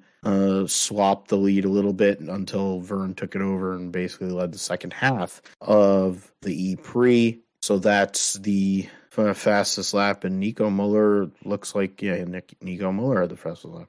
Interesting. Nico Muller finished 11th in the race. So there is that. Trying to look for the points there, but they don't have it. We'll just go to Formula E points. They'll be going, the next race will be in South Africa. So that'll, or not South Africa. I might be going and getting myself screwed up here with one of their. Yeah, it is South Africa. Okay, good. So in a couple of weeks' time, they'll be in South Africa. Then a month break till Brazil and Sao Paulo. And then another month between that race and the Berlin doubleheader. And things start to kind of pick up after that for Formula E. The points so far right now sees Pascal Wehrlein leading by 18 points over Jake Dennis, who didn't score any points on Saturday. So he won the first race and got fastest lap. Wehrlein has won 2 races this year. John-Eric Verne, after only having 6 points so far through 3 races, has now vaulted up to third, tied with Sebastian Buemi, who's I don't know what that is. So tied with 31. So they're 49 points behind Wehrlein at the moment. So it's pretty much, after Dennis and Wehrlein are in their own kind of world, and then you have a lot of these drivers essentially from Jean-Eric Verne till Antonio Felix da Costa is only 10 points. And then you have Luca de Grassi for Mahindra, who only scored at the first race of the season in Mexico. He has 18 points. He's in 10th. So interesting look there. The teams, the Tag Heuer Porsche team is 23 points ahead of Avalanche Andretti. So they're the Porsche customer.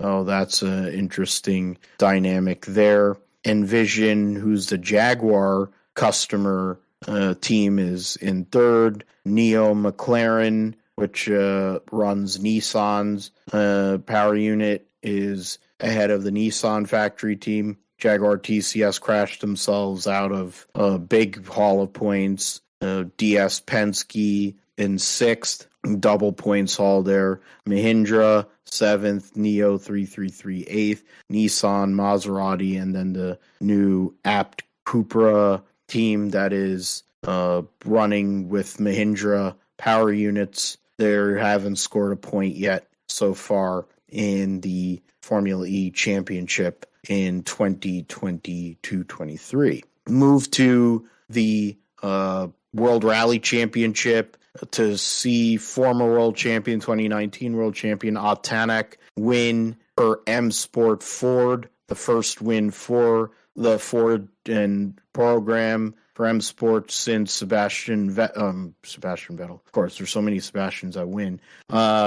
Sebastian Loeb going and winning Rally Monte Carlo last year over Sebastian Ogier, who won Rally Monte Carlo this year. Otanek goes and wins that race. It'll be a month between now and their next race for Rally Mexico. We've got basically a month between races here and there as it stands. So Tanek gets the victory and finishes, and Craig Breen finishes second for Hyundai, Thierry Neuville third, Kalle Rovanperä, defending world champion, fourth. Elfyn Evans had a chance. He had a chance to go and win this.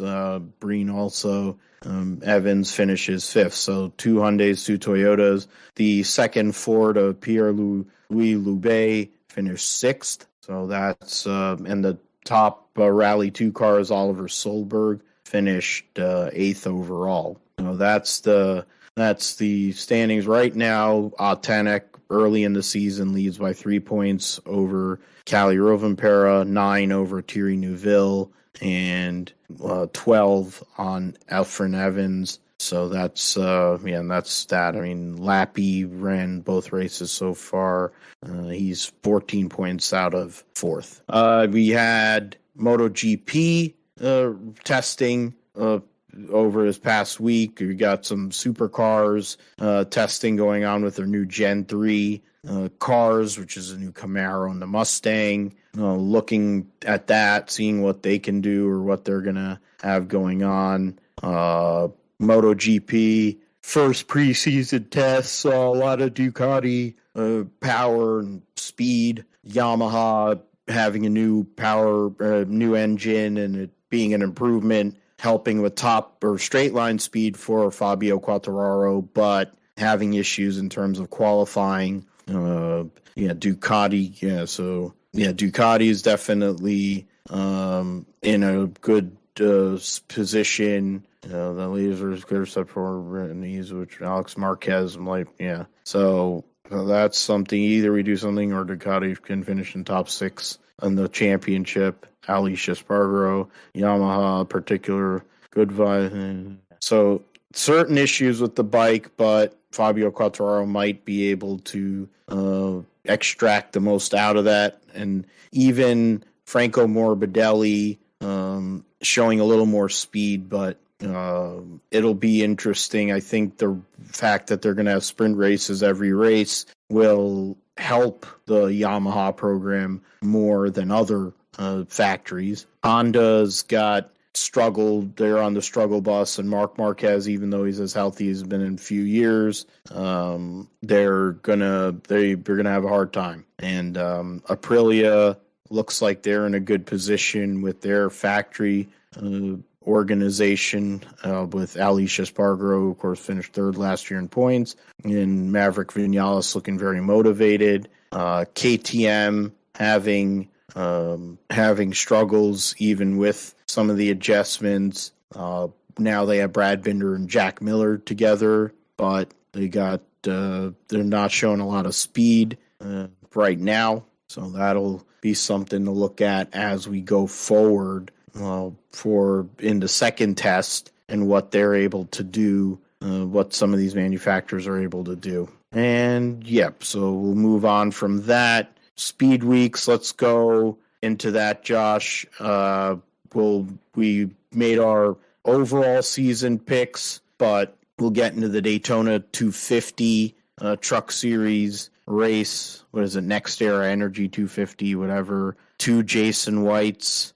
Parker Kligerman will be running this race. What is it? They don't.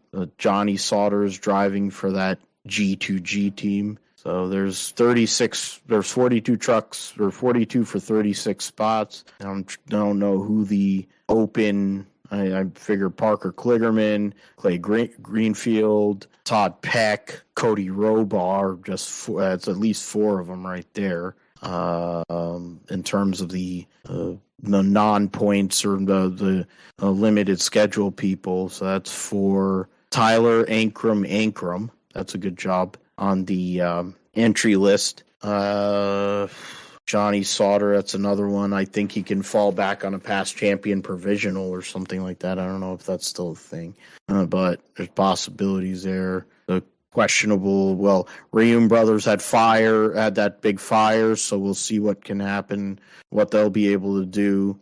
Brett Holmes, I think, probably bought points from somebody else. Brian Doza, the FDNY team, that somebody has to qualify on speed, make the top 32. And then there's Joshua Rayum instead of Josh Rayum. He'll be driving the 22 for AM Racing. So, and I'm not sure how many of the Tricon vehicles have points or not. Bill Wilburn is his crew chief for Sammy Smith. So that's interesting. Some names I haven't seen in a long time. Brad Means is the crew chief for Spencer Boyd. That's pretty cool. Scott Zipadelli. Okay, so there you go. There's my answer. Scott Zipadelli moved to Tricon Garage. So he'll be working with Corey Heim. Kind of makes my pick for him look even better.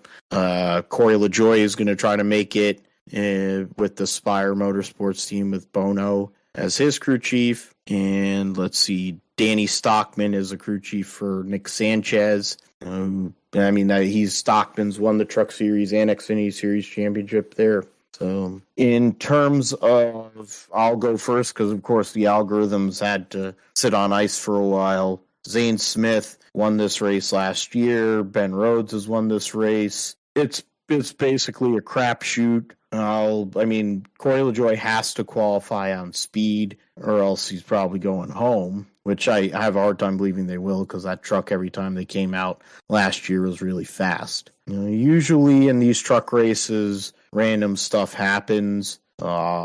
Trying to look at this field. I know that for Matt Crafton, for years he's driven Daytona and he's been looking for that Daytona win, but I don't think it's in the cards this year. Joe Shears won this race many times with Johnny Sauter, but I don't see Ty Majeski doing it. It's so random, this freaking race. And Clyde is in this race, so there's a strong possibility there. It'll get that Hendrick engine. I really don't know. This is just crazy who to pick. I'm gonna go there. I'm gonna go with Brett Holmes. It's because he has Baxter as his crew chief. There's Chevy. There's a lot of Chevys to draft with. I think Brett Holmes wins. He has experience in ARCA, running there, and he's won that championship. Random winners have been the case at Daytona, at least sometimes in recent years, like John King and others. I think my wild card selection, that's essentially a wild card as it is. But the wild card pick for me to do something of value, I kind of hedged with Corey LaJoie. I probably really wanted to pick Corey LaJoie, to be fair. So I'll just reverse it, and I'll say he's a wild card. So I'm picking Brett Holmes to win, Corey LaJoie as a wild card, kind of stretching it a little bit, but still, in the grand scheme, they're not a full-time operation in the Truck Series. Josh, who are you looking at for the Truck Series to win and wild card and whatever? What's the algorithm speaking to? Yeah, the Tate Fogelman algorithm, since that the It algorithm might apply here. correctly chose Tate Fogleman a couple of years ago. Yeah, of course. I mean, my personal opinion first. I mean, I think for me personally, I'm gonna go with Chase Elliott winning the Truck Series race on Friday night. I think it's an easy pick there, and he's really good in the Truck Series, or at least restrictor plate racing in general. I think a wild card. I think a wild card pick here in this series is Travis Pastrana. He's in the 41 this weekend. Travis preparing for the Daytona 500. A couple of years ago, or well, not a couple of years ago, more like a decade ago. He was going out in the Xfinity series, or back when it was the Nationwide series, and made his NASCAR debut in the 60 car and had a fairly solid debut there, and missed a bunch of wrecks late in the going, so until the last lap crash there, but in that race, but he had a solid debut in NASCAR back then, so yeah, why not pick him as a wild card for this weekend in the Truck Series on Friday night. So you have that, and then the algorithm, the Tate Fogleman algorithm, making the comeback here, or the return here on the GSP. So go ahead and make that pick here in the Truck Series right now, and it picks the 45. So number Lawless Allen. There you go, Lawless Allen. That's a Daytona winner right there. Yeah, and he has one of the greatest names in the history of man. Yeah, I know you said Travis Pastrana, so now you're kind of doubling down with Nice Motorsports guys, but who did you say as your official winner My again? official winner is Chase Elliott. Okay, so Clyde. So here we go. So we'll go and put that in there. The picks, William Clyde Elliott 2 to win, Pastrana as a wild card, and then the algorithm, and then wild card algorithm pick is Lawless Allen. So a lot of Nice Motorsports there, so interesting to see how that'll all work out, and we'll see if we were anywhere near it. A lot of Chevys we're picking here.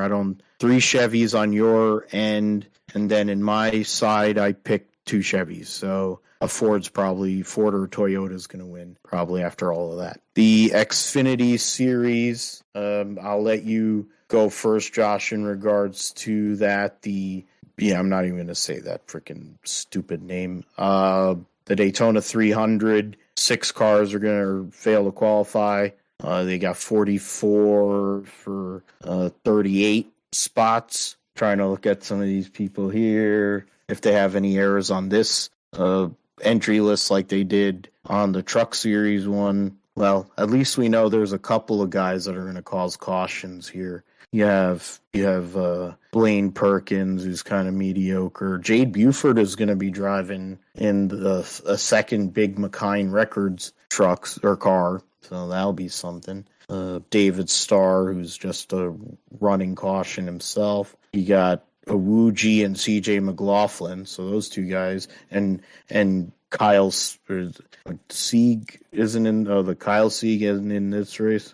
Interesting. Ryan Sieg is going to have to qualify on time because he put Joe Graff Jr. in the 39. That's cute. Kyle Sieg is in the race. Okay, so there's another one that's going to cause a caution. That's lovely. So, Josh, you can go first. Let us know. Who do you think on your end for winner, wild card, and what does Tate Fogleman say? Yeah, I like how we're referring to the AI as a real person now, so I like it. No, for my pick in this series, I think I'm just going to go chalk here and go with Justin Allgaier, the number 7, winning at Daytona here this weekend in the Xfinity Series.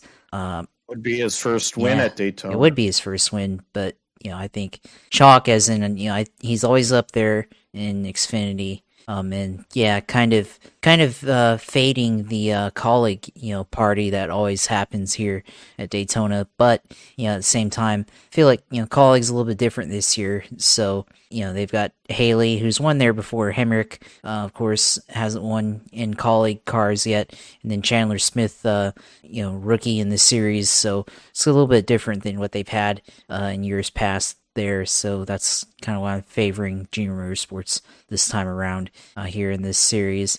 Wild card, looking at this, it's like not enough of drivers here in this series to really, say it's a wild card. Who's not. There are a lot of wild cards. Yeah, there are a lot of wild cards, but they're all like a bunch of also rans as well. Yeah. Yeah. True. Yeah. But yeah, it's hard. Let's go with, this is tough. You know what? Gray Gaulding. Why not? Gray Gaulding. Almost won the July race a couple of years ago in that car. So that's not he retaliated. One of them, Daytona or Talladega, he almost won. So it's not out of the realm of possibility. Bobby Dotter is known for building good cars for the super speedways. So that isn't really as out there. And I mean, he's a perfectly all right drafter. He's gotten calmer in his older age. So if he can get the car to the finish, who's to say that he couldn't do it? Gaulding wild card. And then I wish I had a drum roll for this. You want it? I don't know if the audio is going to pick this up, but no. Well, I mean, the interesting thing was during your picks, for some reason, the sound went out, along with all the freezing and all the other stuff that's been going on today. Yeah. But, so at least, I don't know if you're going to get a drop there, but whatever. It picked. So, I mean, while that happened, the algorithm picked Cold Custard to win. So it got smart. Well, there you go. I was talking about how Ryan Preece kind of proved Tony Stewart and Kevin Harvick right. Well, then Cole Custer, while the key kettle's going off here on the side, maybe want to turn that off. Cold Custard goes and gets the algorithm pick, so that's pretty good. I mean, it's usually more fun. I mean, the Lawless Allen one really fits the mold of the Tate Fogelman algorithm. I'm doing a podcast here, but Mom, I'm done with my segment. Wearing the great John Clayton, going and wearing that Slayer shirt. So we'll go with put that in there because it just keeps on going off. I mean, so algorithm pick is Cold Custard. All right. So now my picks for this great race. I mean, going Junior Motorsports is definitely a safe call. I mean, I kind of want to do it, but I'm like, got to be a little different. Make it a little more, add a little flavor here. I'm picking Parker Kligerman to win this race in his first race for Big Machine Records. He is proven to be very good at super speedway racing in a truck, and he's won multiple truck races there. So, Kligerman to win, and that's a I believe an RCR car as well, so it's not like it's a bad piece. They've had speed at the speedways over time. Jade Buford was able to qualify that car up front, so put a veteran driver in that car. Why not? And gives himself a lot of momentum towards a possibility of contending for a championship. My wild card pick, I mean, you could just go and pull any number out, and that would be the. I mean, it's interesting how they're literally right together. I'll take the guy who won in July or last August, and they try to cancel him and take the win away, and then they gave it back to him. Jeremy Clements, because it is Jeremy Clements. To be fair, they're a small team, and they really only have a couple of cars, and they're patchwork sponsorship. That would be a huge one for the championship if Jeremy Clements can start the year with a victory.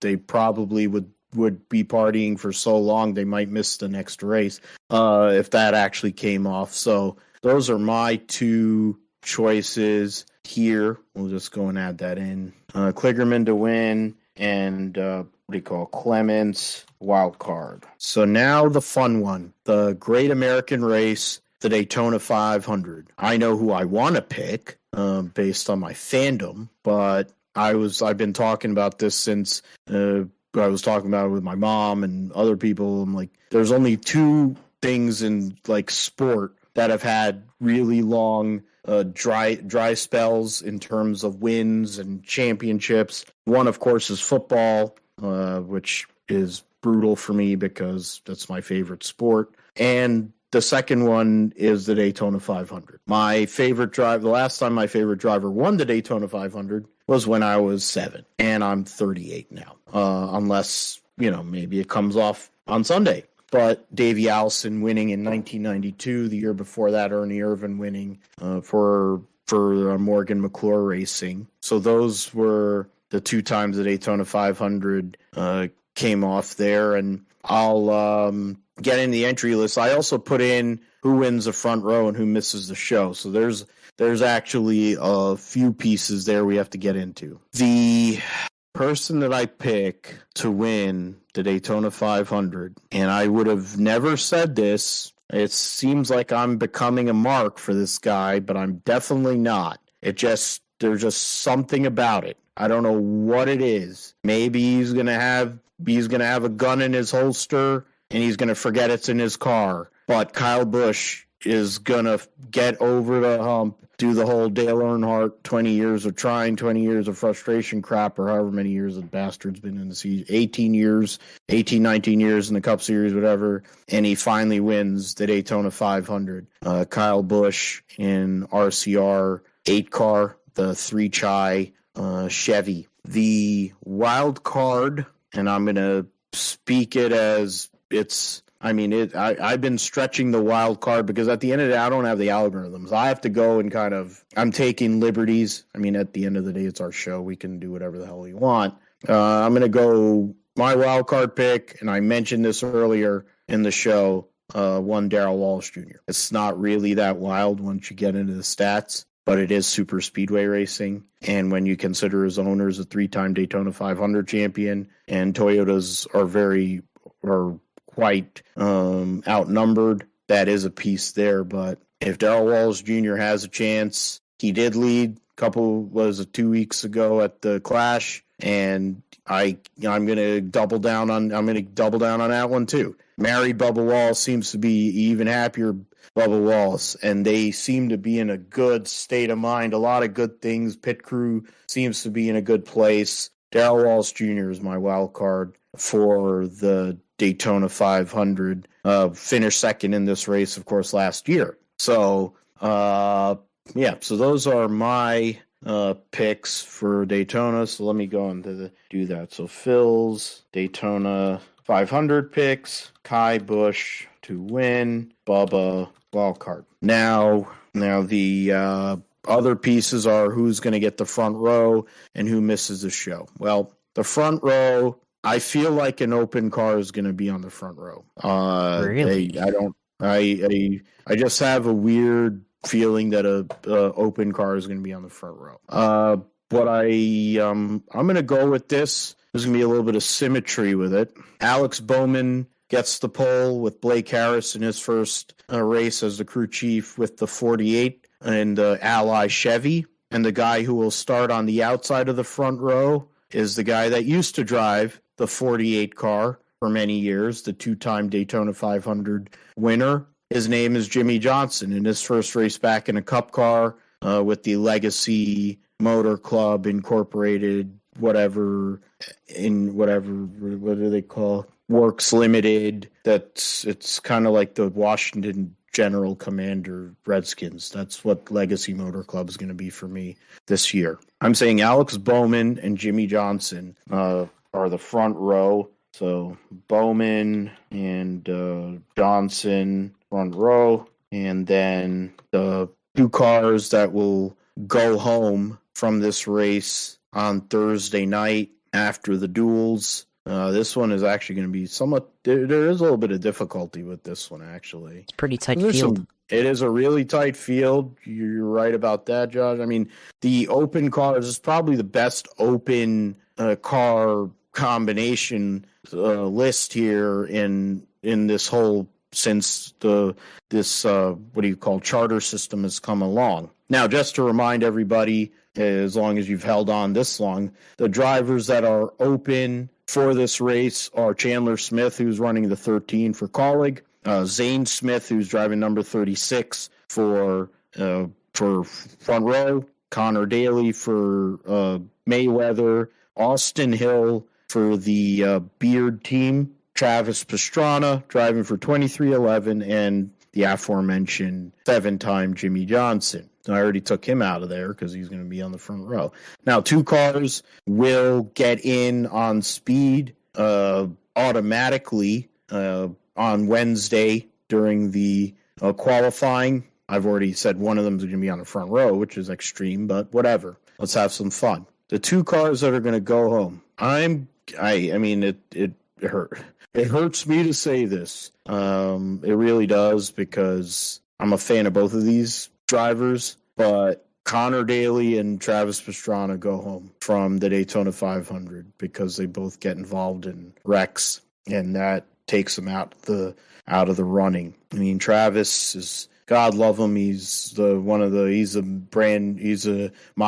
Evel Knievel, but I think even for him, this is asking a lot. I know that I literally picked one of his teammates to be the wild card to win this race. Tyler Reddick is somebody you have to look at in this race, but you haven't driven a Cup car, you haven't run a Gen 7 car, you have no practice, you have 1 lap of qualifying, and you're going to go out and run in the draft. I mean, that's just insane. The 50 car is not fast by any real metric. Maybe it drafts well, but can Connor Daly figure it out and make the moves he needs to? That's my concern.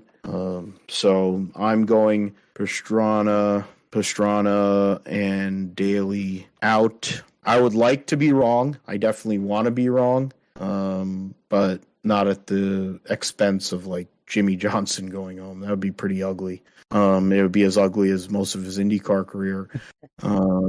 But that's what it's going to be. That's who I think. I kind of want to be wrong, and maybe Austin Hill and one of them Smiths missed the show, but we'll see what happens with that, Josh. Let us know what Tate Fogelman is saying. Let's see what the Daytona 500 is going to look like on all 3 of those aspects. Yeah, well, I'm going to start off with the reverse order, so I'll start off with who I think is going to get eliminated. Or actually, let me start off with the pole winners first, because that comes first before the duel and the elimination and all that stuff. But I will agree with you that Alex Bowman wins the pole. The 48/88 car has basically been on the pole on the front row since 2016, going all the way back to Dale Jr. and Amelia in that car. So that's about almost a given there. I mean, if you bet on that, that's got to be like the surest bet in the entire world to do that. Of course, bet wisely on that if you do, and everything. And then the other car that will be on the front row of the Daytona 500, it's tough, but I'm gonna go with the Toyota here. I think they have speed. This speed weeks here on the super speedways, but yeah, I'm gonna go with Denny Hamlin on the front row with Alex Bowman. So a hack and the FedEx guy. So that's what I'm thinking. And on the front row there, as far as who gets eliminated, I agree with you with Connor Daly getting eliminated. This is only based on speed. I think last year the 50, well, first of all, things got strung out last year, and I'm wondering if that's going to happen again. And the 50 was one of the slower teams, and I think they ended up finishing a lap down to the leaders when they tried to make it into the Daytona 500. They barely made it in, but I think this year it's going to be a little bit tighter, and I think compared to the rest of the team. I think the money team, for however, even with Connor Daly, who is a really good racer, I think in the Indy cars he's definitely proved himself on the super speedway, on the Indianapolis Motor Speedway, but just I don't think that even with Tony Uri Jr. on the box, I think they're just not going to have enough speed to make it in on the show, and I think they're going to be struggling on Thursday night to make it in. So there's my thesis there on the first elimination, and then the other one, I'm going to go with Zane Smith getting eliminated from the duels. I think, of course, Jimmy Johnson, I think he makes it in. I think Travis Pastrana, I know you said he was going to get eliminated. He does have the least amount of experience, but at the same time, my thinking there is that he's also in a 2311 car, and they're going to give him as much help as he can to make it into the 500. So I think, he's going to end up running fairly good enough to be able to make it into the race. So, I think Zane Smith also, I think, and obviously Ford, they have, very, very high amount of focus into the super speedway program as well, but I just think they're just going to end up being on the short end of the stick. I think in terms of speed, I think they may be lacking a little bit, even with being a Ford car and everything like that. So that's my thinking there. And then for the race itself, I will go on the other end. I will say, I'm going to say that Ryan Blaney wins the Daytona 500. He's been up there in the past before, just hasn't quite closed the deal. Last year had a shot at Austin Cindric's bumper and he got the block. 2020 was right there with Ryan Newman before the big crash happened, and barely got edged by Denny Hamlin that year. So, in 2018, he was in the lead for a good portion of that race before he got crashed late in the going there. So, that's what I'm thinking for the winner. Wild card, it's hard, like you said earlier, it's hard to say who's actually a wild card these days in the Cup Series. But you know what? I'm going to go with the algorithm pick from last year that made you throw up and pick Noah Gragson to go and be the wild card pick. Seeing him race at Daytona last year in the 62, why not do it again for Jimmy Johnson in the Legacy Motor Club as a wild card? So there's my thinking there. And then, of course, the almighty algorithm pick. We'll go ahead and put it in here in a second. And it picks Corey LaJoie to go out and win the Daytona 500. So it's actually could happen. I mean, Corey LaJoie, I think, he's a good super speedway racer, and of course had a chance. It was Atlanta, but he was up front there at Atlanta back in the fall. So could happen, and why not on a super speedway? He's a perfect guy that could be the algorithm pick. I think fits for the algorithm pick for sure. I'll tell you what, we were talking about parties. If Corey LaJoie and Spire win, they've only won one race in their existence. That was Justin Haley rain out a few years ago in the Coke Zero 400, and big deal for that organization. If Corey LaJoie wins that race, I have a hard time believing he will make it to wherever the hell the next race is. I have to check where the schedule is for the Cup Series. I forget what the schedule is. I have to see. Yeah. So it's Auto Club. They're probably going to have to bring him on a helicopter or in a private plane. He's going to be like mummified. I think it'll be like what was the movie where the dude got lost on the top of the roof of the hotel? It was a wedding, not the wedding. It was the buddy comedy, the one with it was Zach Galifianakis being the weirdo, and then you had The Hangover. The Hangover. Yeah, The Hangover. Yeah, so I feel like he's gonna be the guy left on the top of the roof. Skip Flores is gonna be Phil, just a cool dude trying to go and pull it off. Considering that Jonathan, or the guy that used to be on the Glass Case of Emotion is part of the Stacking Pennies podcast, so he can be the Galifianakis. And then I think Jonathan Merriman is in there too, who's another kind of toolish character, so he could be an Ed Helms character in that. So I feel like if that comes off, I'd sign for that personally. I think Corey LaJoie would be crying from his dad would be there. It could be a big celebration. It would turn the whole entire series on its head because Spire gets a spot in the playoffs. And that would be something. I kind of want to, it was kind of what I was hoping for a few years ago with Brendan gone to go and hit that big number, but we will see. Put it in accurately in our picks. Tate picks Corey LaJoie. So that would be the headline. 2 out of 3 definite crazy ones. We'll see what happens. It's Daytona. So we'll be back next week and we'll go over all of that for sure. So get through that. We've gotten through it. So Josh, I'm going to open up the floor to you. You're talking about the iRacing Daytona 500. Please let us know what your preparations are like with the GSP car and what you're looking for from that race, and et cetera, et cetera. Give us the information and what else is going on in the world of sim racing. Yeah, of course. I mean, that's really going to be focused this week. Racing in the iRacing Daytona 500 this weekend. Looking at the schedule, I think the first...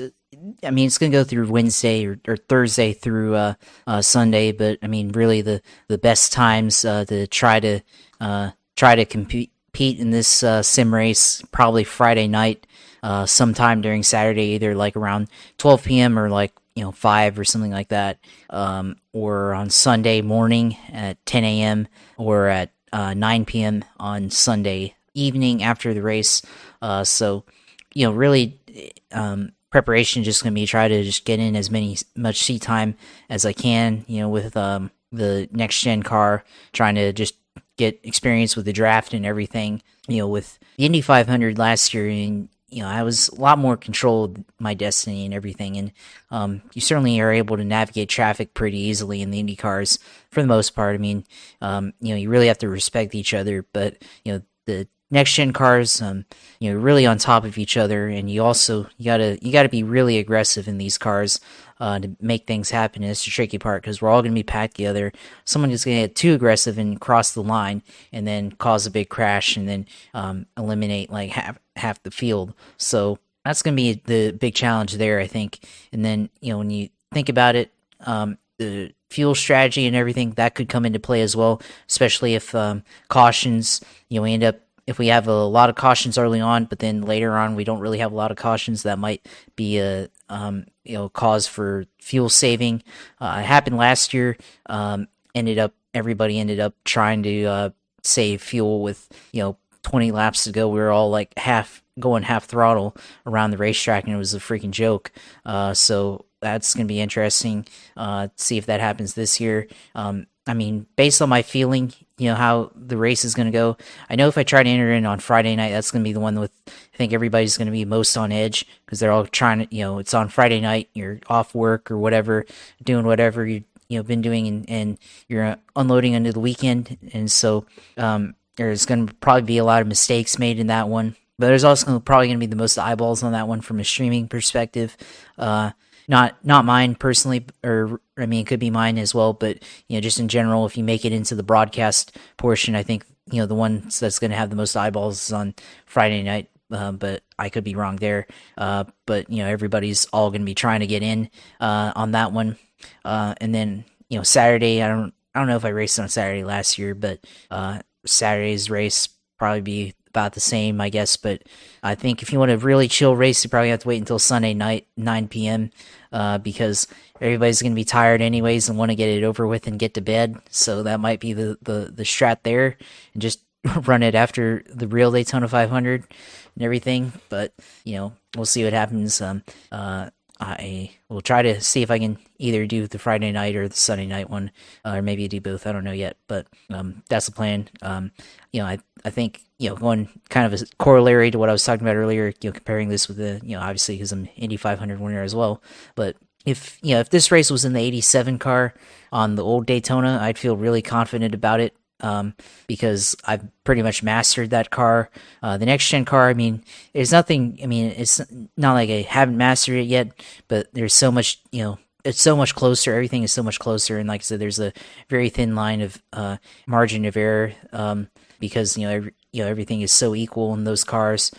So you really have to be able to manage your time in the pack and everything. And felt like personally with the 87 cars around the super speedways, you're definitely a lot more in control of your destiny, I think, at those with that combination. But of course, it's not being run with the 87 car; it's being run with the next gen car, the current iteration of Daytona with the repave and everything. So it's going to be a bit of a challenge there, and I think you're really going to have to just manage your time in the pack, try to stick around the back and wait around for everybody to take themselves out, and try to just be aware of everything, with where people are on the track, and then just try to be up in the top 10 at the end of the race. With 20 to go, I think you want to be 15 to go. You want to be in the top 10.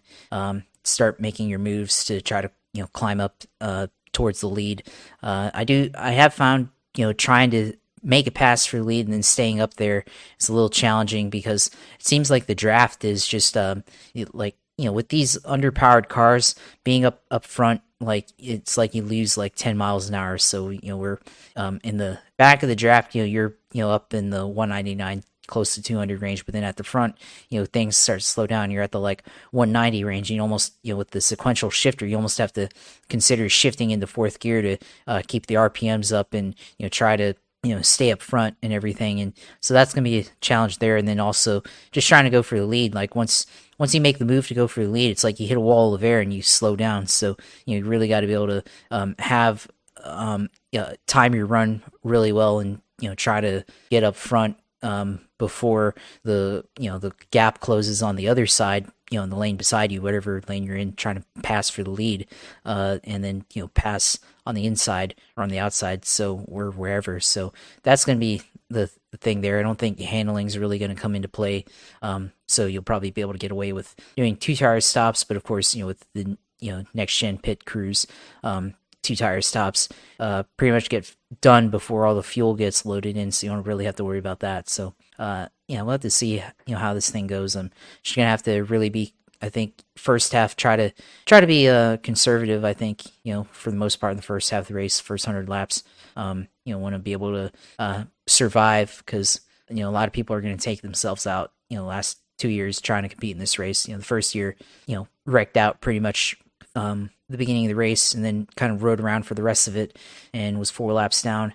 And then last year managed. Well, I entered the Open Series one last year and then got wrecked out, and then decided I was like, come back later for the fixed series at 9 p.m. and did that one, and then I think finished in like 6th or 7th. So we'll see. I mean, it's going to be an interesting race for sure.